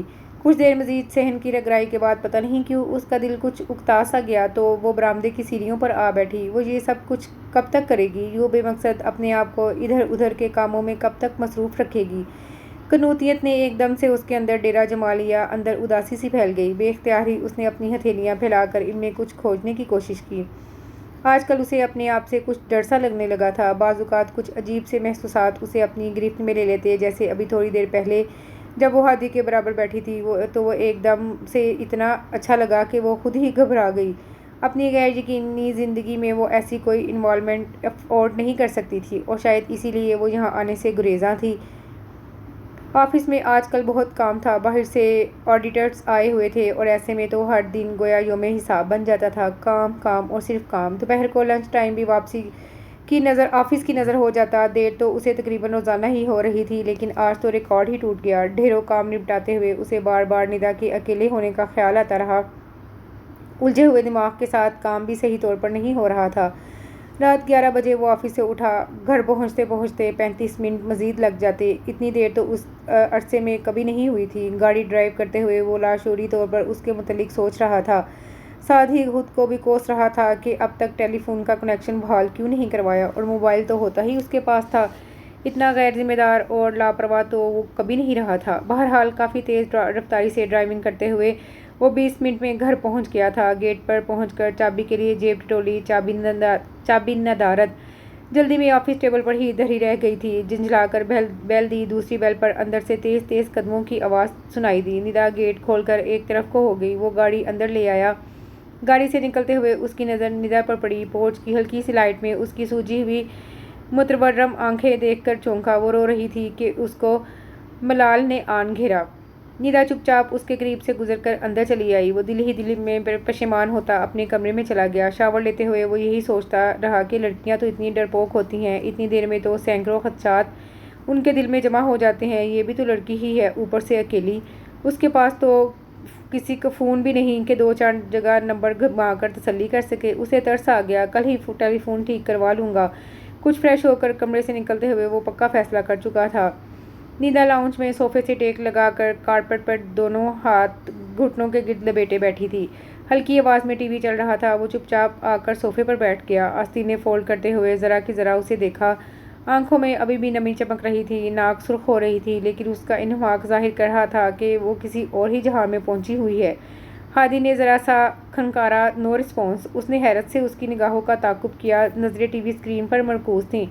ज़रा गौर किया, किसी ड्रामे का सीन था। स्टोरी तो पता नहीं क्या थी, अलबत्ता पस मंज़र में जुनैद जमशेद का मर भी जाऊं तो मत रोना धीमे सुरों में चल रहा था। हीरोइन की आंखों से बहते आंसू के साथ साथ मोहतरमा निदा मंसूर की आंखें भी छलकने को बेताब हो रही थी। तो ये किस्सा था, क्या चीज़ है ये मोहतरमा। एक तरफ इतनी रकीकुल कल्ब के हीरोइन का दुख बांटने के लिए उसके साथ आंसू बहाए जा रहे हैं, और दूसरी तरफ इतनी कठोर दिल के सरे शाम घर आ जाने वाला बंदा 12 बजे लौटा है और कोई तवज्जो ही नहीं। वो अपनी खुशफहमियों पर झुंझला गया। वो वहाँ से उठकर किचन में चला आया। वो तो मगन थी, उसे खुद ही खाने पीने का बंदोबस्त करना था, लेकिन अभी वो फ्रिज खोलकर जायज़ा ले ही रहा था कि वो भी चली आई और चुपचाप चूल्हा जलाकर तवा रख दिया। तुम ड्रामा देख लो, मैं खुद कर लूँगा सब। लहजा बज़ाहिर ठंडा था, लेकिन अंदाज तंजिया। ये ड्रामा तो री टेलीकास्ट था, मैंने पहले भी कई बार इसको देख रखा है। उसने वजाहत दी, गोया अगर पहली बार आ रहा होता तो वो ये ज़हमत भी न करती। क्या पकाया है? भिंडियाँ। मुख्तसर जवाब आया। उसका हलक अंदर तक करवा हो गया। जिस चीज़ से उसे चिढ़ थी, मुतहरमा हर दूसरे दिन वही पका कर रख देती थी। बाकी सब्जियां मिलना बंद हो गई हैं। वो झुंझलाया। अरवी कल पकाई थी, टिंडे तोड़ी। आप खाते हैं? खाते नहीं। करेलों के बीज निकालते हुए मेरे अंगूठे का नाखून दुखने लगता है। और कुछ था ही नहीं सी सब्जी वाले की रेहड़ी पर। वाह, क्या शहाना मिजाज पाया है। करेलों के बीज निकालते हुए अंगूठे का नाखून दुखता है। उसने दिल ही दिल में उसका फिक्रा दोहराया। वैसे कल की अरवी रखी है फ्रिज में, कहें तो गर्म कर दूं? उसने इत्मीनान से पूछा। नहीं, अचार दे दो थोड़ा सा। अब उसे क्या बताता कि कल का बासी सालन वो नहीं खा सकता, क्योंकि मिजाज उसने खुद भी शहाना ही पाया था। निदा ने जवाब दिया, अचार तो ख़त्म हो गया। पूरा जार ख़त्म हो गया? वो गश खाने को था। हाँ, मैं अचार से नाश्ता करती हूँ ना। उफ, ये सादगी, बड़ा अंदाज। तुम खाना रहने दो, मुझे एक गिलास दूध दे दो। वो बेदिली से बोला। आज दूध वाला तो आया ही नहीं। मिल्क पैक का भी आधा पैकेट बचा हुआ था। उसकी चाय बना ली। ये बताते हुए लहजे में अफसोस ही अफसोस था, और ये सुनकर हादी का जी चाहा कि कोई चीज़ उठाकर या तो उसके सर पे दे मारे या अपने सर पर। चाय बची हुई है, थोड़ी सी गर्म कर दूँ? डरे डरे अंदाज में पूछा गया। क्यों? काटदार लहजे में इस्तफसार हुआ। पराठा बना देती हूँ, चाय के साथ खा ले। अपनी दानिश में तो अच्छा मशवरा दिया था, पर हादी खा जाने वाली नज़रों से घूरता हुआ किचन से बाहर निकल गया और लाउंज में सोफे पर गिरने के से अंदाज में सर पकड़कर बैठ गया। भूख से बुरा हाल हो रहा था। सुबह का नाश्ता किया हुआ था, लंच का टाइम भी नहीं मिला था। सिर्फ 2 कप चाय पी थी, और अब उसने गुस्से में रिमोट उठाकर टीवी ऑफ किया और कुछ फासले पर रखे सिंगल सोफे की तरफ उछाल दिया। कुछ देर तक आंखें मूंद कर खुद को पुरसुकून करने की कोशिश करने के बाद जब उसने आंखें खोली तो निदा टेबल पर बर्तन रख रही थी। तुम्हें मालूम है ना कि मैं भिंडियाँ नहीं खाता, ले जाओ ये चीज़ें यहाँ से। वो मुश्किल गुस्सा जब्त करते हुए कहा। भिंडियाँ नहीं हैं, उसने इत्मीनान से जवाब दिया। क्या मतलब? अबरू उचकाकर पूछा गया। कड़ी है, उस्मान भाई के घर से आई थी, मुझे बताना याद नहीं रहा। सादगी से वजाहत दी। हादी दिन में मिलने वाली पहली अच्छी खबर पर खुदा का शुक्र अदा करते हुए उठ गया। निदा ने मुस्कुराहट छुपाते हुए दोबारा किचन का रुख किया। आज उसने कुछ ज़्यादा ही तंग किया। उन्होंने भी तो आज कम परेशान नहीं किया मुझे। आइंदा इतनी देर से घर आने का प्रोग्राम होगा तो कम से कम पहले 10 बार सोचेंगे तो सही। फ्रिज से पानी की बोतल निकालते हुए उसने दिल ही दिल में अपनी हिकमत अमली को सराहा। उस्मान की वालदा हफ्ता 10 दिन में उसके पास चक्कर लगा लेती थीं। आज शाम भी वो अपनी छोटी नवासी को साथ लेकर आई थी। घंटा गुजरने का पता ही ना चला। उसकी सारी तवज्जो 3 साला ईना पर ही मरकूज़ रही। तो असली ज़बान में उसने इतनी प्यारी और मज़े की बातें की कि निदा को हंसी रोकना दूभर हो गया। वो लोग जाने के लिए उठे ही थे कि इतने में हादी आ गया। रस्मी लैग के बाद वो निदा के साथ उन्हें गेट तक छोड़ने गया था। वो वापस लाउंज में आकर कुशन वगैरह समेटने लगी। जहन अब तक ईना की बातों में लगा हुआ था। तुम्हारे पास कोई ढंग के कपड़े नहीं हैं? इतनी देर में वो उसके सर पर आन मौजूद हुआ। हैं? उसने हैरत से मुख्तसर सा जवाब दिया। तो फिर पहन लिया करो। उन्हें क्या सोच रही होंगी उस्मान की वालदा? आज तीसरी चौथी बार उन्होंने तुम्हें इन कपड़ों में देखा है। वो उसे जिता रहा था और उसे शदीद हैरत ने आ लिया। गोया वो उसे इतनी गौर से देखता है। उसमें तो کوئی شک نہیں تھا کہ وہ زیادہ تر عام سے حلیے میں ہی رہتی تھی۔ بڑی اماں نے تو سوچا تھا کہ وہ نئی نویلی دلہنوں کی طرح 24 گھنٹے بنی سوری بھاری بھرکم کپڑوں میں ملبوس رہا کرے گی، سو پورا سوٹ کیس ایسے ہی کپڑوں کا بھر دیا تھا۔ لیکن اب ہادی کے توجہ دلانے پر خود بھی کچھ احساس ہوا۔ اگلے روز ہی سوٹ کیس کھول کر نسبتاً ہلکے کام کے 2-4 جوڑے منتخب کیے، اور جس وقت وہ لائٹ پرپل شفون کے سوٹ میں ملبوس کچن میں رات کے کھانے کی تیاری کر رہی تھی، ہادی پانی پینے کچن میں آیا۔ وہ فریج سے پانی کی بوتل نکال کر پلٹا تھا کہ نظر اس کے دوپٹے پر پڑی، جس کے کونے کو آگ نے اپنی لپیٹ میں لے لیا تھا۔ ایک لمحے کا توقف کیے بغیر اس نے آگے بڑھ کر اس کا دوپٹہ کھینچ لیا۔ وہ اس اچانک افتاد سے گھبرا کر پیچھے ہٹی تو وہ دونوں ہاتھوں سے دوپٹے کی آگ بجھا رہا تھا۔ تم سے کس احمق نے کہا تھا کہ ایسے کپڑے پہنو؟ اس نے پلٹ کر گھولا۔ آپ نے؟ برجستہ گوئی میں تو اس کا کوئی ثانی نہیں تھا۔ اس صاف گوئی پر ہادی اسے گھورتے ہوئے باہر نکل گیا۔ لیکن اگلے روز صبح آفس جانے سے پہلے اس نے ذرا کی ذرا اس کے کمرے میں جھانکا۔ شام کو میں آفس سے جلدی آ جاؤں گا، تم تیار رہنا، بازار چلیں گے، جو بھی ضرورت کی چیز لینی ہو اس کی لسٹ بنا لینا۔ انداز اگرچہ حکمیہ ہی تھا، پھر بھی غنیمت تھا۔ پہلی بار اس نے ندا کی ذات کے حوالے سے کوئی بات کی تھی۔ اپنے کہے کے مطابق وہ شام کو جلدی آ گیا۔ سب سے پہلے تو وہ اسے لے کر حسین آگا ہی آیا تھا۔ اس کے لیے تو بالکل اجنبی سا بازار تھا، کچھ سمجھ میں ہی نہیں آ رہا تھا کہ کیا خریدے۔ وہ بھی صرف اسے لے کر آ گیا تھا، باقی بالکل لا تعلق تھا۔ جو وہ پسند کرتی اس کی پیمنٹ کر دیتا۔ وہاں سے فارغ ہو کر وہ کینٹ کے، وہاں سے اس نے عام استعمال کا کچھ سامان لیا۔ کینٹ کے بعد سی ایس ڈی سے ہادی نے اپنی کچھ شرٹس اور ٹائیاں خریدی، اور یوں طویل شاپنگ کر کے جب وہ رات کو لوٹے تو ندا خاصا تھک چکی تھی۔ اسی وقت گھر سے فون آ گیا۔ وہ تو اپنا سامان لے کر کمرے میں جا رہی تھی، ہادی کے منہ سے غالب کا نام سن کر رک گئی۔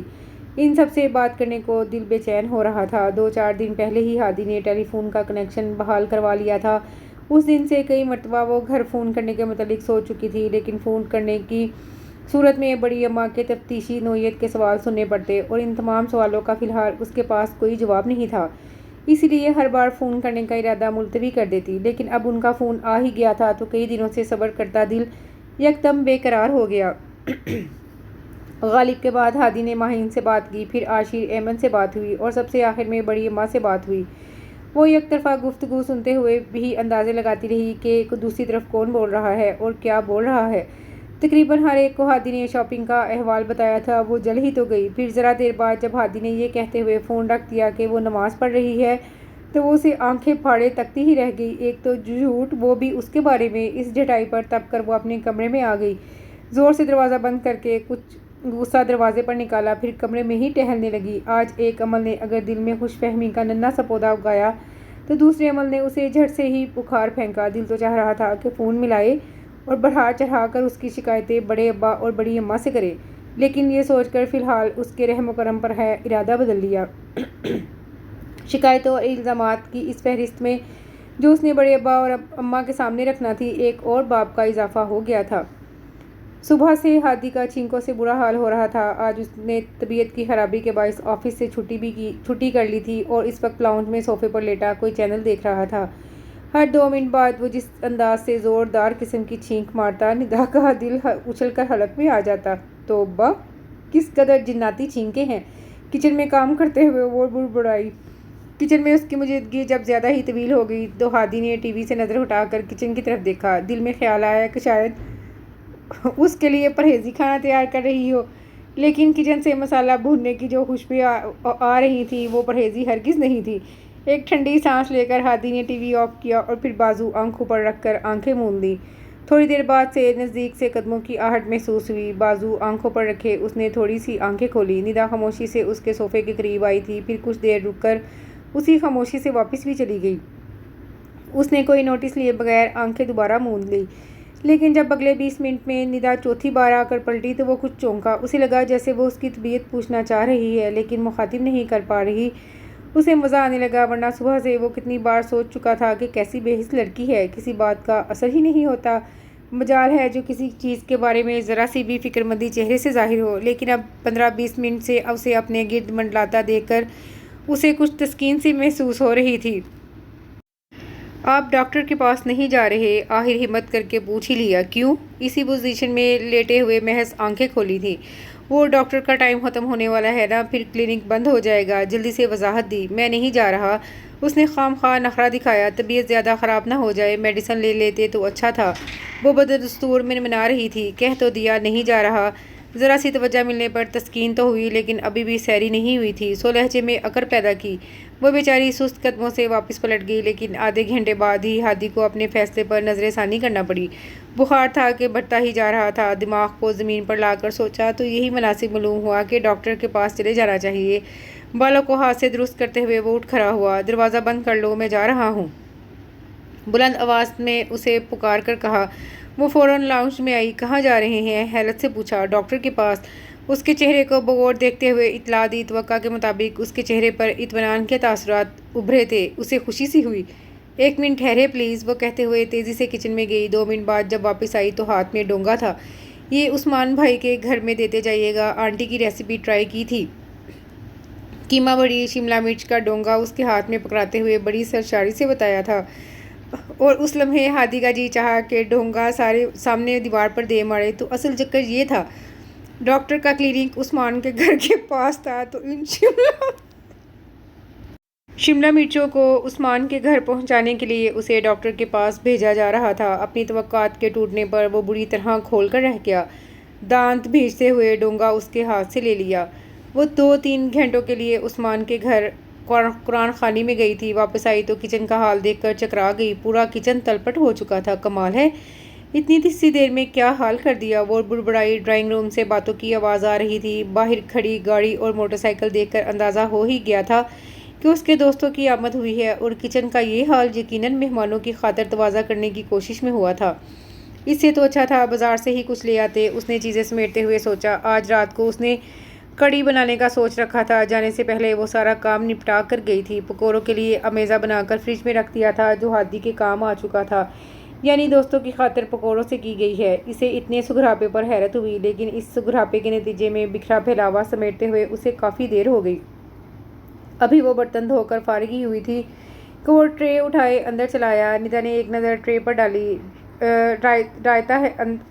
ٹرے اٹھاتا ہوا اندر چلا آیا، چائے کے ساتھ پکوڑوں اور پکوڑوں کے ساتھ چٹنی۔ صد حیرت، چٹنی چیک کرو، کچھ خراب لگ رہی ہے۔ اسے مخاطب کیا گیا۔ رنگت تو واقعی کچھ عجیب سی تھی، کم از کم چٹنی جیسی تو کوئی بات نہیں لگ رہی تھی۔ میرا خیال ہے پودینہ ایکسپائر ہو گیا ہے۔ کسی نتیجے پر نہ پہنچتا دیکھ کر ہادی نے خود ہی رائے ظاہر کی۔ اوف، اسے ہنسی آ گئی۔ کبھی پودینہ بھی ایکسپائر ہوا ہے؟ مسکراہٹ روکنے کی کوشش کرتے ہوئے سوچا، لیکن خشک پودینہ تو ختم ہو گیا تھا۔ آپ کو کہاں سے ملا؟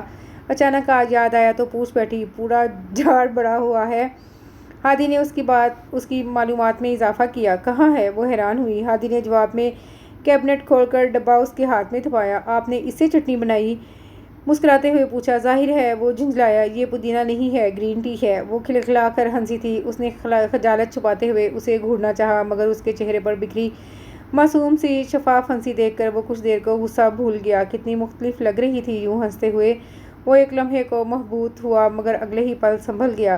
تم صحیح ڈبوں میں صحیح چیزیں نہیں رکھ سکتی؟ بظاہر جھنجھلا کر کہا۔ یہ ڈبہ گرین ٹی کا ہی ہے۔ اس نے ہنسی پر قابو پاتے ہوئے وضاحت دی۔ لیکن میں تو اس میں پودینہ ہی رکھتا تھا نا۔ عجیب منطق تھی۔ ندا کو ایک بار پھر ہنسی آ گئی۔ رخ موڑ کر اس نے بمشکل مسکراہٹ چھپائی تھی۔ ہادی جھنجھلاتا ہوا باہر نکل گیا۔ یہ اور بات کے چہرے پر غصہ بھرے تاثرات لانے کے باوجود اسے غصہ نہیں آیا تھا۔ سچی بات تو یہ ہے کہ اپنی حماقت پر خود اسے بھی ہنسی آ رہی تھی۔ آج شام کو میرے آفس کے کلیگ اپنی مسز کے ساتھ آئیں گے۔ کچھ منگوانا ہو تو بتا دو۔ آفس کے لیے نکلتے ہوئے اسے اچانک یاد آیا، چائے پر آئیں گے؟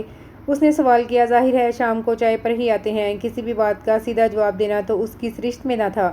نہیں، میں تو اس وجہ سے پوچھ رہی ہوں کہ آپ کے اکثر دوست شام کی چائے پر آتے ہیں، پھر رات کا کھانا کھا کر ہی جاتے ہیں۔ اس نے بڑے آرام سے طنز کیا کہ پچھلے چند دنوں میں یہی ہوا تھا۔ سچ شکر کہ کوئی جواب دینے کے بجائے محض گھورنے پر اکتفا کیا، اور جب شام کو لوٹا تو اسے زحمت سے بچانے کے لیے سب کچھ بازار سے ہی لے آیا تھا۔ اسے شرمندگی ہوئی۔ کیا تھا جو چپ چاپ اس کی بات سن لیتی؟ اس نے خود کو ڈپٹا، پھر اس شرمندگی کے زیر اثر کچھ چیزیں خود بھی بنا لیں۔ نہ صرف یہ بلکہ آج تو اپنی تیاری پر بھی خاص توجہ دی تھی۔ اس روز ہادی کے ساتھ جو کپڑے خریدے تھے ان میں سے ہی ایک زیب تن کیا۔ جس وقت مہمان آئے اس کے سمیت سب کچھ سیٹ تھا۔ آج پہلی بار اس کا کوئی کولیگ مسز سمیت آ رہا تھا۔ مسز کو نہ جانے اس نے کیسے انوائٹ کر لیا تھا، ورنہ عثمان کی فیملی کے علاوہ اس کے کسی اور دوست کے گھر سے کبھی کوئی نہ آیا تھا۔ یہ حقیقت بھی مہمانوں کے آنے پر کھلی۔ سمیر کی حال ہی میں شادی ہوئی تھی، لہذا باقی آفس والوں کی طرح اسے بھی شادی شدہ کپل کو انوائٹ کرنا پڑا تھا۔ نیا نویلا کپل بہت اچھا تھا۔ ہنستی مسکراتی علیزہ ندا سے بہت جلد بے تکلف ہو گئی۔ ندا کو بھی اس سے بات چیت میں کافی مزہ آ رہا تھا۔ کافی عرصے بعد وہ کسی ہم عمر سے ملی تھی۔ وہ اسے اپنے ساتھ بیڈ روم میں ہی لے آئی اور اس وقت وہ دونوں بستر پر چوکڑی مار کر بیٹھی جانے کس بات پر ہنس رہی تھی، جب ہادی ایک بار پھر چائے کا کہنے اس کے کمرے میں آیا۔ آف وائٹ اور زرد امتزاج کے کڑھائی والے سوٹ میں کھلے بالوں کے ساتھ وہ ایسی لگ رہی تھی کہ ایک لمحے کو ہادی اس پر سے نظریں ہٹانا بھول گیا تھا۔ اسی لمحے ندا نے بھی نظریں اٹھا کر اسے دیکھا۔ وہ فوراً سنبھلا، پھر چائے کا کہتے ہوئے پلٹ گیا۔ علیزہ ان دونوں کی تعریف کرنے لگی۔ اس نے بغیر کوئی تبصرہ کیے مسکراتے ہوئے تعریف وصول کی۔ وہ کافی دیر سے بلا مقصد کچن میں چیزوں کی ترتیب الٹ پلٹ کر رہی تھی۔ چھٹی والے دن اسے اسی خوف کا سامنا کرنا پڑتا۔ کچھ نہ کرتے ہوئے بھی مصروف نظر آنا کافی مشکل امر تھا، لیکن وہ اس وقت یہی کر رہی تھی جبکہ ہادی لاؤنج میں نیم دراز تھا۔ وہاں سے کچن کا اندرونی منظر صاف دکھائی دیتا تھا۔ کافی دیر سے اسے محسوس ہو رہا تھا جیسے وہ اس کی نگاہوں کی زد میں ہے۔ شروع میں تو اسے اپنا وہم لگا، لیکن 2-4 بار نظر اٹھا کر دیکھنے پر پتہ چلا کہ مصروف کی توجہ واقعی کچن کی طرف ہے۔ وہ پہلی بار کنفیوز ہو گئی، نہ جانے کیا سوچ رہے ہیں۔ وہ اس کی نظروں کے ارتکاز سے الجھ رہی تھی۔ اسی الجھن میں جیسے تیسے کام نپٹایا، پھر خاموشی سے نظریں جھکائے وہ اس کے پاس سے گزر کر اندر کمرے کی طرف جانے لگی جب ہادی نے پکارا، میرا سوٹ پریس کر دو۔ نہایت مختصر سا جملہ تھا، لیکن وہ بری طرح جزبز ہو گئی۔ مشکل تو یہ تھی کہ آئرن سٹینڈ بھی لاؤنج میں ہی رکھا تھا اور اس کا مطلب تھا مزید 15 منٹ لاؤنج میں گزارنا۔ روز تو خود ہی استری کرتے ہیں، آج ضرور مجھ سے کروانا ہے۔ وہ جھنجھلا تو رہی تھی لیکن چپ چاپ آئرن سٹینڈ کے پاس دھرے کپڑے اٹھا کر اپنے سامنے پھیلائے۔ اپنی طرف سے وہ بہت احتیاط سے کریز بنانے کی کوشش کر رہی تھی۔ نظروں کے ارتکاز اور کریز بنانے کی کوشش میں اس کا ہاتھ بری طرح استری سے ٹکرایا تھا۔ گرم گرم آگ سی انگلیوں میں پھیلی تھی۔ ضبط کرتے کرتے بھی آنکھیں آنسوؤں سے لبالب بھر گئیں۔ جیسے تیسے استری مکمل کرنے کے بعد کپڑے اس کی الماری میں لٹکا دیے۔ کتنے بے حس ہیں! اپنی تکلیف سے زیادہ اس کی بے حسی پر غصہ آ رہا تھا۔ سنو، ہاتھ پر کچھ لگا لینا۔ اپنے کمرے کی طرف جاتے ہوئے ہادی کے الفاظ اس کی سماعت سے ٹکرائے تھے۔ اس نے ایک لمحے کو رک کر بات سنی تو ضرور تھی، لیکن پھر بنا کوئی جواب دیے تیزی سے اپنے کمرے میں چلی گئی۔ خدشہ تھا کہ اگر مزید ایک لمحہ بھی ٹھہری تو آنسو جو ابھی تک آنکھوں کے گوشوں سے باہر نہیں نکلے تھے وہ بے قابو ہو جائیں گے۔ غصہ، بے بسی اور جھنجھلاہٹ، اس پر یہ تینوں احساسات بری طرح حاوی تھے۔ کمرے میں داخل ہو کر وہ سیدھی اپنے بیڈ کی طرف بڑھی تھی اور پھر ضبط جواب دے گیا، میں آج گھر فون کروں گی۔ صبح اٹھنے کے بعد ارادہ کیا۔ اس کے آفس جانے کے بعد اس نے فوراً اپنے خیال کو عملی جامہ پہنایا تھا۔ دوسری یا تیسری بیل پر ریسیور اٹھا لیا گیا تھا۔ دوسری طرف عاشر تھا۔ ندا کی آواز پہچان کر اس نے زوردار نعرہ بلند کیا تھا۔ پھر سب ہی فون پر چلے آئے۔ سب سے بات کرنے کے بعد بڑی اماں لائن پر آئی تھیں اور بڑی اماں کی آواز سنتے ہی اس کا گلا رند گیا۔ بڑی اماں اس کا حال جاننا چاہ رہی تھیں اور وہ خاموشی سے لب کاٹ رہی تھی۔ پھر انہیں بھی غالباً اندازہ ہو گیا کہ وہ رو رہی ہے۔ کیا ہوا ہے بیٹا، خوش نہیں ہو؟ ان کے لہجے میں اندیشے ہی اندیشے تھے۔ کچھ بولو ندا، ہادی نے کچھ کہا ہے؟ بڑی اماں اس کی خاموشی سے گھبرا گئی۔ نہیں بڑی اماں، ایسی کوئی بات نہیں۔ اس نے فوراً خود کو سنبھالا۔ پھر رو کیوں رہی ہو؟ ان کے اندیشے ختم نہیں ہو رہے تھے۔ آپ لوگ بہت یاد آ رہے ہیں۔ بروقت صحیح جملہ اس کے لبوں سے آزاد ہوا۔ اوہ! بڑی اماں نے سکون کا سانس لیا۔ ڈرا کر رکھ دیا ندا تو نے۔ اگر ہم یاد آ رہے ہیں تو اس میں رونے کی کیا بات ہے؟ ہادی سے کہو 2-4 دن کی چھٹی لے کر ملانے لے آئے۔ ویسے تمہارے بڑے ابا بھی تمہیں بہت یاد کر رہے ہیں۔ چھٹی مل جائے گی نا ہادی کو؟ وہ استفسار کر رہی تھی۔ وہ ایک دم گڑبڑا سی گئی۔ اب ان کو کیا بتاتی کہ ہادی سے کچھ پوچھنا یا کچھ کہنا اس کے لیے قطعاً آسان نہیں تھا جتنا وہ سمجھ رہی تھی۔ نہیں بڑی اماں، وہ کہہ رہے تھے کہ آفس میں بہت کام ہے، فی الحال چھٹی نہیں مل سکتی۔ اس نے بہانہ تراشا۔ بڑی اماں کو بھی شاید اس کے بہانے پر اعتبار آ گیا تھا، اس لیے کچھ مزید نصیحتیں کرنے کے بعد فون رکھ دیا۔ اماں سے بات کر کے اس کے دل میں ٹھہراؤ سا آ گیا، لیکن شام کو جب ہادی آفس سے لوٹا تو کڑے تیوروں کے ساتھ اس کے سر پر جا کھڑا ہوا۔ تم نے گھر فون کیا تھا؟ آٹا گوندتے ہوئے اس کے ہاتھ ذرا سا رکے۔ جی۔ سر جھکا کر دوبارہ آٹا گوندنا شروع کر دیا۔ وجہ پوچھ سکتا ہوں؟ انداز کٹیلا تھا۔ سب لوگ یاد آ رہے تھے۔ دھیمے لہجے میں وجہ بھی بتا ڈالی۔ اور روئی کیوں تھی؟ ایک اور سوال اسی چیز کا تو اسے ڈر تھا۔ یقیناً بڑی اماں نے اس کے فون کے بعد ہادی کے آفس بھی فون کیا تھا، غالباً اسے بھی نصیحتیں کرنے کے لیے۔ میں کچھ پوچھ رہا ہوں۔ کوئی جواب نہ پا کر وہ تیز ہوا۔ ایسے ہی دل گھبرا رہا تھا۔ اس نے کسی قدر سچائی سے کہا، بہرحال آئندہ اگر فون کرنا ہو تو میری موجودگی میں کرنا، میں نہیں چاہتا کہ وہاں اماں خام خواہ پریشان ہو۔ سنجیدگی سے حکم دیا گیا۔ اس نے خاموشی سے سر ہلا دیا اور اس کے جانے کے بعد آنکھیں دوبارہ پانیوں سے بھر گئیں۔ اماں کی پریشانی کا تو بہت خیال ہے، اور کسی کے جذبات و احساسات کی تو گویا پرواہ ہی نہیں تھی۔ بڑے ابا، آپ نے کس پتھر دل شخص کو میرے پلے باندھ دیا ہے؟ اس نے دل ہی دل میں بڑے ابا سے شکوہ کیا۔ آج کافی دنوں بعد موسم خاصا خوشگوار تھا، اسی وجہ سے وہ خلاف معمول پچھلے صحن میں کرسی بچھا کر بڑی فرصت اخبار اور چائے دونوں سے لطف اندوز ہو رہا تھا، لیکن لاشعوری طور پر دھیان بھٹک کر ندا کی طرف ہی جا رہا تھا جو تار سے دھلے ہوئے کپڑے اتارتی پھر رہی تھی۔ لگتا ہے محترمہ نے آج پھر کوئی ٹریجک ڈرامہ دیکھ لیا ہے، اس کا متورم چہرہ دیکھ کر اس نے اندازہ لگایا تھا۔ اپنا کام مکمل کر کے وہ اندر چلی گئی۔ وہ بھی اخبار میں مگن ہو گیا، لیکن حیرت اسے اس وقت ہوئی جب مغرب کی اذان ہونے پر وہ اندر گیا تو وہ تب بھی رو رہی تھی۔ اپنے کمرے پر بیڈ پر بیٹھی گھٹنوں میں سر دیے وہ اسے صاف دکھائی دے رہی تھی۔ اس وقت تو وہ کچھ نہیں بولا، لیکن رات کو کھانا کھاتے ہوئے رہا نہیں گیا۔ کون سا ڈرامہ دیکھا تھا آج؟ بڑی بے نیازی سے پانی کا گلاس لبوں سے لگاتے ہوئے دریافت کیا۔ جی؟ وہ لمحے بھر کو حیران ہوئی، لیکن پھر اس کے چہرے پر نظر ڈالتے ہی اس کے لہجے میں چھپے طنز کو پا گئی تھی۔ جواب دینا اس نے ضروری نہیں سمجھا، بس ایک بار پھر سر جھکا کر پلیٹ پر جھک گئی۔ ویسے میرا خیال ہے یہ ٹریجک ڈرامے اور کہانیاں تم جیسے لوگوں کے لیے ہوتے ہیں۔ اس سے مزید وہاں بیٹھنا دوبر ہو گیا، لیکن اچانک اٹھنا بھی مشکل تھا۔ سو بے تاثر چہرے کے ساتھ کھاتی رہی، کھانا ختم کر کے برتن سمیٹے اور دھوئے بغیر ہی کمرے میں چلی گئی۔ اتنے ہی میں فون کی بیل بجی تو ہادی نے ریسیور اٹھایا۔ دوسری طرف بڑی اماں تھیں اور حسب توقع اماں نے اس سے بھی پہلے ندا کی خیریت دریافت کی، اور اسی بات سے وہ چڑ گیا۔ کبھی میرا بھی خیال کر لیا کریں، بیٹا ہوں آپ کا۔ بیٹا ہے اس لیے تو نصیحت کر رہی ہوں میرے چاند، خیال رکھا کر اس کا، اور آج تو ویسے بھی اس کا جی بہت دکھی ہوگا۔ کیوں، آج کون سا ستم ٹوٹا ہے محترمہ کی ذات پر؟ وہ چپ نہ رہ سکا، اور وہ جو فون کی گھنٹی سن کر خاموشی سے اپنے کمرے کے دروازے میں آ کھڑی ہوئی تھی واپس پلٹ گئی۔ اب ضبط کا یارہ نہ رہا تھا۔ ہادی، کیا ہو گیا ہے تجھے؟ اتنا سنگ دل تو تو کبھی نہ تھا۔ آج برسی ہے اس کے باپ کی۔ اماں کو حقیقتاً اس کی بے حسی پر دکھ ہوا تھا۔ وہ چپ کا چپ رہ گیا۔ کہاں ہے؟ ذرا بلاؤ اسے۔ اماں اب ندا سے بات کرنا چاہ رہی تھیں۔ وہ ریسیور سائڈ پر رکھ کر اس کے کمرے کے کھلے دروازے میں آ کھڑا ہوا۔ وہ الماری میں سر گھسائے جانے کیا تلاش کر رہی تھی۔ اماں بات کرنا چاہ رہی ہیں تم سے۔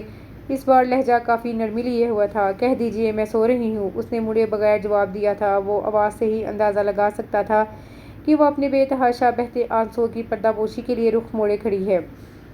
وہ چپ چاپ پلٹ گیا۔ اماں کو جانے اس بات پر یقین آیا تھا یا نہیں، بہرحال انہوں نے مزید کوئی جرح کیے بغیر فون رکھ دیا۔ وہ ریسیور کریڈل پر رکھ کر دوبارہ اس کے کمرے کی طرف گیا۔ اس بار دروازہ بند تھا۔ اس نے دستک دینے کو ہاتھ بلند کیا، پھر کچھ سوچ کر بنا دستک دیے پلٹ گیا۔ اس پر حاوی قنوطیت کا یہ دور جانے کتنا طویل ہو جاتا کہ اچانک بڑی اماں، مہین، ایمن اور عاشر کی آمد نے خوشگوار سی ہلچل مچا دی۔ کتنی ساعتیں تو وہ بے یقینی کے عالم میں کھڑی انہیں دیکھتی رہی، اور جب واقعی یقین آ گیا تو بے تابی سے ان کی شفیق باہوں میں سما گئی۔ آج صبح سے میرا دل کہہ رہا تھا کہ کوئی اچھی خبر ملے گی، وہ ہنستے ہوئے کہہ رہی تھی، جبکہ آنسو روانی سے گالوں پر بہہ رہے تھے۔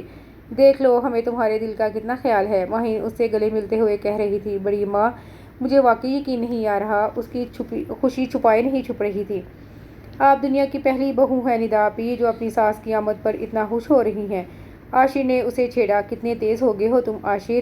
اس نے پیار سے اس کے بال بکھیرے۔ بڑے ابا اور غالب کیوں نہیں آئے؟ پہلا خیال انہی کا آیا تھا، بس ان دونوں باپ بیٹے کو گھر کی چوکیداری کے لیے چھوڑ آئے ہیں۔ بڑی اماں نے مسکراتے ہوئے کہا۔ ایمن نے تو صفی نگاہوں سے گھر کا جائزہ لیا۔ آپی، گھر تو آپ نے بہت صاف رکھا ہوا ہے۔ کہاں صاف رکھا ہوا ہے، آج تو میں نے ڈسٹنگ بھی نہیں کی۔ پہلے پتہ ہوتا تم لوگوں کے آنے کا تو میں ڈھیر سارا اہتمام کرتی۔ آج تو میں نے پکائی بھی دال ہے۔ وہ ہنستے ہوئے بولی، کوئی بات نہیں، ہم بہت دنوں کے لیے آئے ہیں، آپ یہ اہتمام پھر بھی کر سکتی ہیں۔ مہین شریر ہوئی۔ ہادی کب تک آتا ہے؟ اچانک بڑی اماں کو خیال آیا، آج کہہ کر گئے تھے کسی دوست کی طرف جانا ہے، ہو سکتا ہے دیر ہو جائے۔ اس نے گھڑی پر نظر ڈالتے ہوئے جواب دیا۔ ہادی رات 9 بجے گھر آیا تھا، گیٹ ندا ہی کھولنے گئی تھی۔ کیا ہوا ہے؟ اس کے چہرے پر پھیلی مسکراہٹ دیکھ کر ہادی نے حیرت سے پوچھا تھا۔ وہ بنا کوئی جواب دیے اندر چلی آئی، اور اس کے پیچھے جیسے ہی وہ اندر داخل ہوا تھا اس کے قدم تھم سے گئے۔ اماں، آپ؟ وہ ایک لمحے کو خوش، پھر حیران، اور آخر میں پریشان ہو گیا۔ السلام علیکم بھائی۔ مہین، عاشر اور ایمن نے بھی زوردار سلام کیا۔ وہ سب سے ملتا ہوا بڑی اماں کے سامنے جھکا۔ جیتے رہو۔ انہوں نے اس کی پیشانی چومی۔ کیسی ہیں آپ؟ وہ ان کے قدموں میں ہی بیٹھ گیا۔ اماں تو ٹھیک ہیں بھائی، البتہ آپ کی خیریت مشکوک ہے۔ مہین ہنسی تھی۔ اتنی دیر تک باہر رہتا ہے تو ہادی، اور یہ یہاں گھر میں اکیلی؟ اماں نے ہلکی سی خفگی دکھائی۔ نہیں اماں، ہمیشہ تو نہیں، میرا مطلب ہے آج ہی دیر ہوئی ہے۔ وہ صفائی دینے لگا اور یوں بکھلا کر صفائی دیتا ہوا ہادی۔ ندا کو تو لطف ہی آ گیا۔ اسی لمحے ہادی نے اسے گھورا تو اس کی مسکراہٹ کو فوراً بریک لگ گیا۔ اور ندا، تم اب کھانا وغیرہ لگا دو، میرے انتظار میں ہی روک رکھا ہوگا سب کو۔ اس کا نام لے کر مخاطب کیا گیا۔ نہیں بھائی، ہم تو کھانا کھا چکے ہیں، بلکہ چائے بھی پی چکے ہیں، ایمن نے بتایا۔ وہ کچھ خجل سا ہو گیا۔ کیا پکایا ہے آج؟ خجالت چھپانے کو سوال کیا۔ دال بنائی تھی، اس نے بغیر ڈرے جھجکے جواب دیا۔ وٹ! آج پھر دال؟ وہ چلایا۔ دیکھ رہی ہیں آپ، دال کا آج لگاتار تیسرا دن ہے۔ اماں کے سامنے ان کی بہو کے نمبر گھٹانا چاہے تو اور کیا پکاتی؟ پرسوں آپ کو یاد دلایا بھی تھا کہ گوشت اور چکن ختم ہو گیا ہے، آپ لائے ہی نہیں۔ سبزی آپ کو اچھی نہیں لگتی؟ اس نے نہایت اطمینان سے جواب دیا۔ وہ جزبز ہو گیا۔ بات تو صحیح تھی، لیکن اماں کے سامنے صاف گوئی کا یہ مظاہرہ اسے کچھ پسند نہیں آیا۔ جب ہی اس کے کچن میں جانے کے بعد وہ بھی پیچھے ہی چلا آیا۔ دیکھو، اماں پہلی بار یہاں آئی ہیں اور میں نہیں چاہتا کہ وہ مجھ سے خفا ہوں، اس لیے شکوے شکایات ذرا کم کرنا۔ وہ بڑے سادہ سے انداز میں تنبیہ کر رہا تھا، لیکن اس کے لہجے میں چھپی بے چینی سے وہ بخوبی واقف تھی۔ فی الوقت تو اس نے بڑی تابعداری سے سر اس بات میں ہلایا تھا، لیکن بڑی اماں کی جانچتی نظروں سے وہ زیادہ دیر تک بچ نہ سکی۔ تم تو کہہ رہی تھیں کہ یہ کمرہ گیسٹ روم کے طور پر سیٹ کر رکھا ہے، لیکن تمہارا سارا سامان تو یہیں رکھا ہے۔ رات کو جب وہ اپنی الماری کا پٹ کھولے بڑی اماں کے لیے جائے نماز نکال رہی تھی تو انہوں نے اچانک دریافت کیا۔ وہ ایک لمحے کو سٹپٹا گئی۔ یہ تو سوچا ہی نہیں تھا کوئی اتنی معمولی بات بھی نوٹ کر لیں گی۔ وہ بڑی اماں، اپنا سامان تو میں نے اس کمرے میں رکھا ہے، دوسرے کمرے میں تو ان کا سامان بھرا ہوا ہے، اور وارڈروب بھی اتنی گندی ہے ان کی، وہی سنبھالنے میں نہیں آتی۔ اگر میں بھی سامان وہاں رکھ دیتی تو پھر تو اللہ ہی حافظ تھا، اس نے بروقت جواب دیا۔ پتہ نہیں ان کی تسلی ہوئی یا نہیں، مگر فی الحال وہ خاموش ہو گئی۔ اس نے بھی سکون کا سانس لیا۔ رات کو دیر تک مہین اور ایمن کے ساتھ محفل جمی رہی۔ ہادی تو کچھ دیر بعد ہی اٹھ کر اپنے کمرے میں چلا گیا تھا۔ بڑی اماں بھی باتیں کرتے کرتے سو گئیں، لیکن وہ تینوں مزے سے بیٹھے گزرے دنوں کے احوال سنا رہے تھے۔ باتیں کرتے کرتے 2 بج گئے جب بڑی اماں کی آنکھ کھلی۔ تم ابھی تک یہاں بیٹھی ہو؟ انہوں نے حیرت سے ندا کو دیکھا۔ مجھے کہاں جانا تھا، وہ سٹپٹائی۔ بہت دیر ہو گئی ہے بیٹا، بس اب سو جاؤ۔ انہوں نے وقت کا اندازہ لگانا چاہا۔ بڑی اماں، آج تو میں اور مہین اکٹھے ہی سوئیں گے، اتنے دنوں بعد ملے ہیں، بہت سی باتیں کرنی ہیں۔ اس نے ذرا منت بھرا لہجہ اختیار کیا۔ مہین ابھی کئی دن تک تمہارے پاس ہی ہے، باقی باتیں پھر کر لینا۔ اب جاؤ سونے، ورنہ صبح آنکھ نہیں کھلے گی۔ بڑی اماں اسے اس کے صحیح ٹھکانے پر پہنچانے پر مصر تھیں۔ وہ ناچار اٹھ کھڑی ہوئی، کمرے سے باہر آ کر لاؤنج میں دیکھا، صوفے پر عاشر سو رہا تھا اور راہ فرار ممکن نہ تھی۔ اسے ہادی کے کمرے کا رخ کرنا ہی پڑا۔ دبے پاؤں دروازہ کھول کر اندر آئی تھی۔ کمرے میں نائٹ بلب کی نیلگوں روشنی پھیلی ہوئی تھی۔ بیڈ پر کروٹ کے بل وہ گہری نیند میں تھا۔ وہ خاموشی سے آ کر صوفے پر لیٹ گئی۔ 2 سیٹر صوفے پر رات گزارنا اتنا بھی آسان نہیں تھا۔ پاؤں سمیٹ کر سونے کی کوشش کی، پر نیند کسی طور آنے کا نام نہیں لے رہی تھی۔ کتنے مزے سے سو رہے ہیں۔ بیڈ پر ہادی کے چین سے سوتے وجود کو دیکھ کر اسے بے چینی ہوئی۔ وہ جلدی کرتی رہی۔ آخر نیند اس پر مہربان ہو ہی گئی، اور نیند آتے کے ساتھ ہی ہمیشہ کی طرح خوابوں کا نہ رکنے والا سلسلہ شروع ہو گیا۔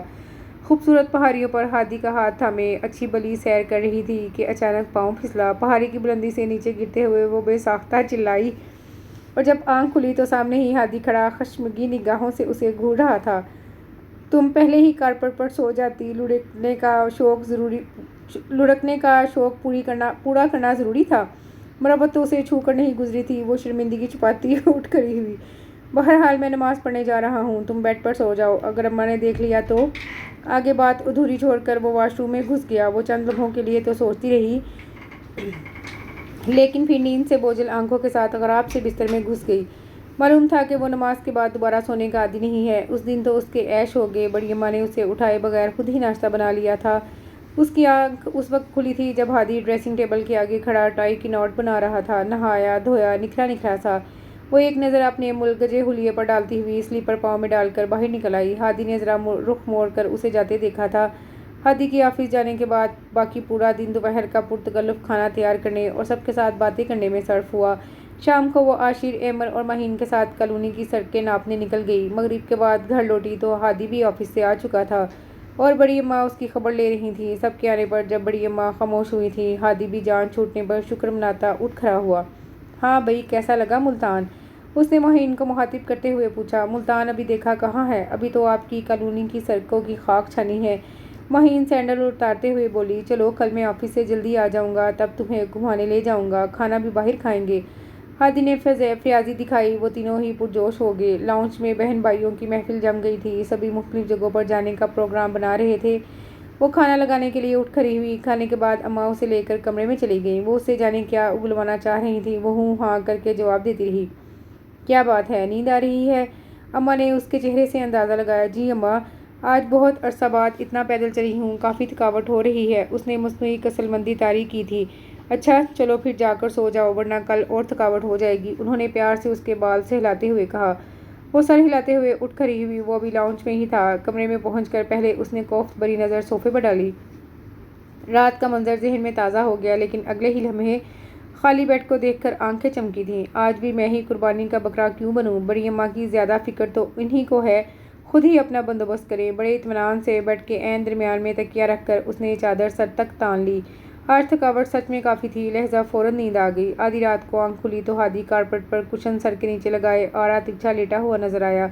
हाय, पता नहीं लुढ़क कर पहुंचे हैं या सोए ही नीचे थे। उसे तरस भी आया और हंसी भी। चलो जो भी है, मुझे क्या। डेटाई से करवट बदलकर चादर दोबारा तान ली।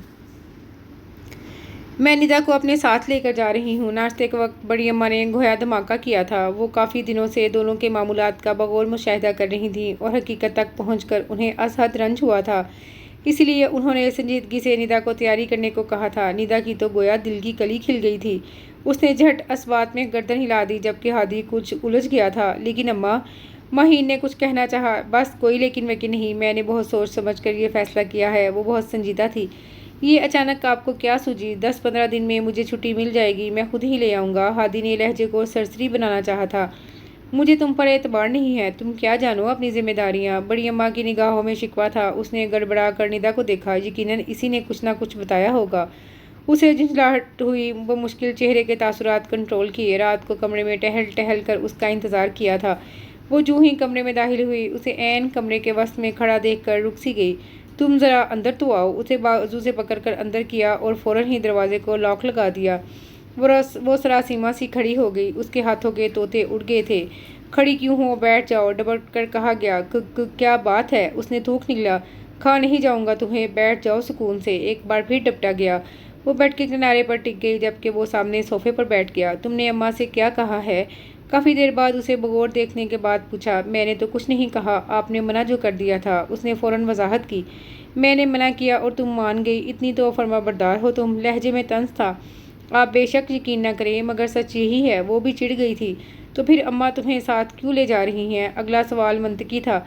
मुझे क्या मालूम, आप उन्हीं से पूछें। वो तफ्तीश से झुंझला गई। तो फिर ठीक है, अगर तुमने अम्मा से कुछ नहीं कहा है तो फिर इनकार कर दो कि तुम उनके साथ नहीं जा रही। बेनियाजी से हुक्म दिया गया। जी क्या मतलब? वो खड़ी हो गई। मेरा यही मतलब है। उसने कंधे उचकाए। लेकिन क्यों? उसने जिरा की। तुमने अम्मा से पूछा कि वो क्यों लेकर जा रही हैं? नहीं ना? तो बस फिर मुझसे भी मत पूछो, वो आराम से बोला। निदा हैरान परेशान खड़ी उसकी शक्ल देखती रही। फिर अचानक जहन में कूंदा सा लपका। ये मुझे क्यों रोक रहे हैं? यकीनन कोई ना कोई मकसद होगा, और मकसद उसे जल्द ही समझ आ गया जब भी वो मन्नत बड़े लहजे में मुखातिब हुई। देखिए प्लीज़, आप मुझे जाने दें। मैं बड़ी खुशी के साथ अम्मा और बड़े अब्बा के साथ रह लूँगी, और आप भी अपनी ख्वाहिश पूरी कर लीजिएगा। बल्कि आप चाहें तो ये बात हमेशा सीगा राज में रहेगी। अब मैं बड़े अब्बा से कुछ भी नहीं कहूँगी। दिल में उठती टीसों को दबाते हुए उसने बड़ी खुश उसलूबी से मामला सुलझाना चाहा। कौन सी ख्वाहिश है मेरी, और क्या नहीं कहोगी तुम बड़े अब्बा से? हादी के कान खड़े हुए। सीमा के मुतालिक आप उससे शादी करना चाहते हैं ना? आप यकीन करें, मैं आपके साथ तामुन करूँगी। उसकी आंखों में एक आंसू चमका था जिसे कमाल महारत से उसने छुपाया, और हादी नहायत हैरत से उसके चेहरे को देख रहा था। गालिबन उम्मीद नहीं थी कि वो इस राज से वाकिफ़ होगी। तुमसे किसने कहा कि मैं सीमा से शादी करना चाहता हूँ? कुछ तवक्कुफ के बाद हैरानी पर काबू पाते हुए पूछा गया। मैंने टेलीफोन पर आपकी बात सुनी थी। डरते डरते बताया। कब का जिक्र है ये? जिरा की गई। बहुत पुरानी बात है, जब आप घर आए हुए थे। रात को टेलीफोन पर किसी से बात कर रहे थे। मैं पानी पीने उठी थी, इत्तफाकन सारी बात सुन ली। अब बात सामने आ ही गई थी तो वो तफसील बताने लगी। और अब तुम मेरे रास्ते से हटना चाह रही हो, है ना? कितना जालिम लगा था वो निदा को ये सवाल करते हुए। बहरहाल आंसू पीते हुए खामोशी से सर हिला दिया। ہادی کی لبوں پر بے ساختہ مسکراہٹ نمودار ہوئی جسے اس نے فوراً چھپا لیا۔ مجھے بتایا گیا تھا کہ تم نے BSc کیا ہوا ہے، پوچھ سکتا ہوں اس اطلاع میں کتنی صداقت ہے؟ کچھ وقفے کے بعد اس نے بالکل ہی مختلف سوال کیا۔ اس بے تکے سوال پر ندا نے حیرت سے اسے دیکھا۔ تمہیں معلوم ہے میری کوالیفیکیشن کیا ہے؟ ندا کے جواب دینے سے پہلے ہی اگلا سوال ہوا۔ میں نے ابو کے کہنے پر کیا تھا میں ICMA میں نے ابو کے کہنے پر کیا تھا، ورنہ میں شروع سے ہی سیما کرنا چاہ رہا تھا۔ ڈگری کا نام ہے بیوقوف لڑکی۔ ہادی نے اس کی لا علمی پر تعصب کا اظہار کیا تھا۔ وہ حق تک اس کی شکل دیکھنے لگی۔ اگر آپ کسی اور سے شادی نہیں کرنا چاہتے تھے تو پھر مجھ سے ناراض کیوں تھے؟ ذرا جھجکتے ہوئے پوچھا۔ ابو کی وجہ سے، فوراً جواب دیا۔ کیوں؟ اس میں بڑے ابا کہاں سے آگے؟ وہ حیران ہوئی۔ وہی تو آئے ہیں، بچپن سے لے کر جوانی تک میری زندگی کے ہر اہم فیصلے پر ابو نے زبردستی اپنی مرضی مسلط کی۔ البتہ مجھے یہ اعتراف ہے کہ ان کے کیے گئے فیصلے میرے لیے بہترین ثابت ہوئے، لیکن پھر بھی زبردستی کے کیے گئے فیصلوں کی وجہ سے میں بھی ضد میں آ جاتا ہوں۔ آخر بیٹا تو انہی کا ہوں نا۔ لیکن بڑے ابا تو آپ سے بہت محبت کرتے ہیں۔ اس نے بڑے ابا کی حمایت کی۔ جانتا ہوں، لیکن محبت کا بھی کوئی طریقہ ہوتا ہے۔ وہ تو محبت بھی گن پوائنٹ پر کرتے ہیں۔ مجھے یاد ہے بچپن میں ایک بار جب میں شاید 6 کلاس میں تھا، ابو کی پوسٹنگ کسی چھوٹے سے شہر میں ہوئی۔ انہوں نے مجھے بورڈنگ میں داخلہ دلوا دیا۔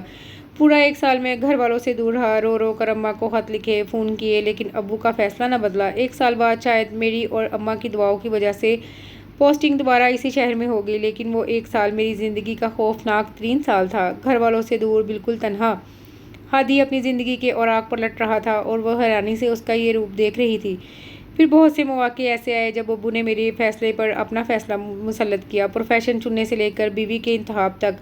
بس اسی بات سے میرے دل میں ان کے لیے بدگمانی بڑھتی گئی، ورنہ اگر وہ محبت اور اعتماد میں لے کر مجھے قائل کرتے تو میں بخوشی راضی ہو جاتا، لیکن ان کے رویے کی وجہ سے میرے دل نے بھی بغاوت کی ٹھان لی۔ تو آپ واقعی کسی کو پسند نہیں کرتے؟ اس کی سوئی وہیں اٹکی ہوئی تھی۔ یہ میں نے کب کہا؟ اس کی مسکراہٹ پر اصرار ہوئی۔ تو پھر مجھے کیوں روک رہے ہیں؟ وہ جھنجلا گئی۔ ایک بات تو بتاؤ، تم نے معاملات بگاڑنے میں PhD کر رکھی ہے کیا؟ وہ بھی جواباً جھنجلایا۔ مجال ہے کہ کوئی بات سیدھی طرح تمہاری عقل میں آ جائے۔ تمہیں معلوم ہے جس دن میں ابو کے کمرے میں بیٹھا تھا اور تم نے آ کر دھماکہ کر دیا تھا تو میں کیا بات کرنے والا تھا؟ ہادی نے یاد دلایا۔ دوسری شادی کی، ندا نے سادگی سے جواب دیا۔ تمہاری اس عقل مندی نے تو مجھے اس وقت بھی شدید ترین صورتحال سے دوچار کروا دیا تھا۔ احمد لڑکی، میں اس روز ابو سے کہنے آیا تھا کہ یہ لڑکی مجھے بھی اچھی لگنے لگی ہے، میرے سونے گھر کو آباد کرنے کے لیے اسے میرے ساتھ رخصت فرما دیجیے۔ اس نے اتنے غصے سے کہا کہ ایک لمحے کو تو ندا کو بات سمجھ میں ہی نہیں آئی، اور جب سمجھی تو یکدم سر اٹھا کر ہادی کو دیکھا۔ وہ اس کو دیکھ رہا تھا۔ اس نے سر پٹا کر گردن جھکا لی۔ میں واقعی بہت بے وقوف ہوں۔ آخری نتیجہ یہی اخذ کیا۔ اچھا، یہ اعتراف ہے یا اطلاع؟ اس کی بڑبڑاہٹ سن کر ہادی نے محظوظ ہوتے ہوئے پوچھا تھا۔ اس نے سر اٹھا کر شاکی نظروں سے اسے دیکھا۔ وہ دلکش انداز میں مسکرا رہا تھا۔ اگر ساری بات یہی تھی تو اتنا عرصہ آپ نے مجھ سے ایسا رویہ کیوں اختیار کیے رکھا؟ شکوہ لبوں سے پھسلا۔ دیکھو، اب تم یہ زیادتی کر رہی ہو۔ کم از کم رویے وغیرہ کو میرے کھاتے میں مت ڈالو۔ تمہارا رویہ اور برتاؤ تو جیسے بہت بہترین تھا۔ میں نے جتنی بار بھی پیش قدمی کی، سوچا تمہارے رویے نے مجھے پیچھے ہٹنے پر مجبور کر دیا۔ تمہیں تو گویا میرے ہونے یا نہ ہونے سے کوئی فرق ہی نہ پڑتا تھا۔ کبھی احساس دلایا کہ میں تمہارے لیے اہم ہوں؟ بلکہ الٹا پیٹھ پیچھے مجھے جن بوت کہہ کر مخاطب کیا ہے تم نے۔ اب شکوہ کرنے کی باری ہادی کی تھی۔ اس شکوے پر وہ چپکی ہو گئی۔ بہرحال یہ اناؤ کی جنگ تھی اور اماں کی آمد نے صورتحال بدل دی ہے۔ ہادی نے بات جاری رکھی۔ اوہ، گویا صرف اماں کی وجہ سے یہ سارا اسکرپٹ لکھا گیا ہے۔ شک کا کیڑا دوبارہ دماغ میں کلبلانے لگا تھا، اور اس بار اظہار کرنے میں کسی قسم کی ہچکچاہٹ کا مظاہرہ نہیں کیا تھا۔ اب اگر تم نے اس قسم کی کوئی اور بات کی تو میں تمہارا گلا دبا دوں گا۔ وہ واقعی جھنجلا گیا تھا۔ میری سمجھ میں نہیں آتا کہ میری تمہارے ساتھ زندگی کیسے گزرے گی۔ وہ اس کے قریب بیٹھتے ہوئے گہرا سانس بھر کر بولا۔ وہ تھوڑا سا دور ہٹی۔ بھاگو مت۔ ہادی نے اس کا ہاتھ مضبوطی سے پکڑا۔ اس کا دل اچھل کر حلق میں آ گیا۔ میری ساری زندگی تو تمہیں اپنی محبت کا یقین دلانے میں ہی بیت جائے گی۔ اس نے جیسے سرگوشی کی۔ ندا نے چونک کر اسے دیکھا۔ اس بار آنکھوں میں ایک نیا ہی جہان آباد نظر آیا۔ اس نے سر پٹا کر نظریں جھکا لیں۔ تمہیں معلوم ہے مجھے تم سے محبت کب ہوئی؟ اس کے چہرے پر آئی لڈ کو آہستگی سے کھینچتے ہوئے پوچھا۔ اس نے بوکھلا کر اسبات میں گردن ہلا دی۔ اچھا، بتاؤ پھر کب؟ آنکھوں میں شریر سی مسکراہٹ نمودار ہوئی تھی۔ پرسوں، جب میں نے آپ کے کہے بغیر آپ کی الماری سیٹ کی تھی۔ اس نے اتنا اس کے اتنا درست اندازہ لگانے پر ہادی نے بمشکل اپنی ہنسی ضبط کی۔ نہیں، اس دن تو عشق ہوا تھا، محبت تو اس روز ہوئی تھی جب تم نے مجھے میرے کہے بغیر ہی جوشاندہ بنا کر پلایا تھا۔ نہایت سنجیدگی سے اطلاع دی تھی اس اظہار محبت پر۔ ندا نے حیرت سے سر اٹھا کر اسے دیکھا۔ اس کی آنکھوں کے تاثرات دیکھ کر اسے اپنی حماقت کا احساس ہو گیا۔ اچھا پلیز مجھے جانے دے، بڑی اماں کو گرم دودھ کے ساتھ دوا دینی ہے۔ اس نے کترا کر نکلنا چاہا۔ ٹھیک ہے، اور ساتھ اماں کو یہ بھی بتا دینا کہ تم ان کے ساتھ نہیں جا رہی ہو۔ ایویں میں کیوں کہوں؟ وہ دامن بچا گئی۔ پھر میں کہہ دوں گا کہ آپ کی بہو نے ساری رات منتیں کی ہیں کہ کسی طرح بڑی اماں کا فیصلہ بدل دے۔ ہادی نے دھمکی دی تھی۔ آپ ہرگز نہیں کہیں گے؟ وہ بوکھلا گئی۔ پھر کیا کہوں؟ بڑے دلکش انداز میں نظریں اس پر جمائیں۔ مجھے نہیں پتا۔ اس کی نظروں سے گھبرا کر وہ اٹھ کھڑی ہوئی۔ اچھا رکو تو، یوں کرتے ہیں اماں کے پاس اکٹھے چلتے ہیں۔ فی الحال جانے سے معذرت کر لو، میں 10 دن بعد تمہیں خود لے جاؤں گا، وعدہ رہا۔ اور ویسے بھی ابو سے اپنی نالائکیوں اور کوتاہیوں کی معافی بھی مانگنی ہے۔ ان کا شکریہ ادا کرنا ہے کہ لڑکی ڈھونڈنے کی مشقت سے بچا لیا۔ بغیر محنت کیے اتنی اچھی بیوی مل گئی، سیما سے بھی اچھی۔ وہ شرارتی انداز میں بولا تو وہ جھیم کر مسکرا دی، اور پھر ہادی کی میت میں بڑی اماں کے پاس جانے کے لیے قدم بڑھا دیے۔ کرا وقت بیت چکا تھا اور اسے یقین تھا کہ آنے والے وقت نے اپنے دامن میں اس کے لیے بہت سی خوشیاں سمیٹ رکھی ہیں۔ اور اس کے ساتھ ہی یہ خوبصورت سا ناول اپنے اختتام کو پہنچا۔ امید کرتی ہوں کہ آپ کو یہ ناول بھی باقی ناولز کی طرح پسند آیا ہوگا۔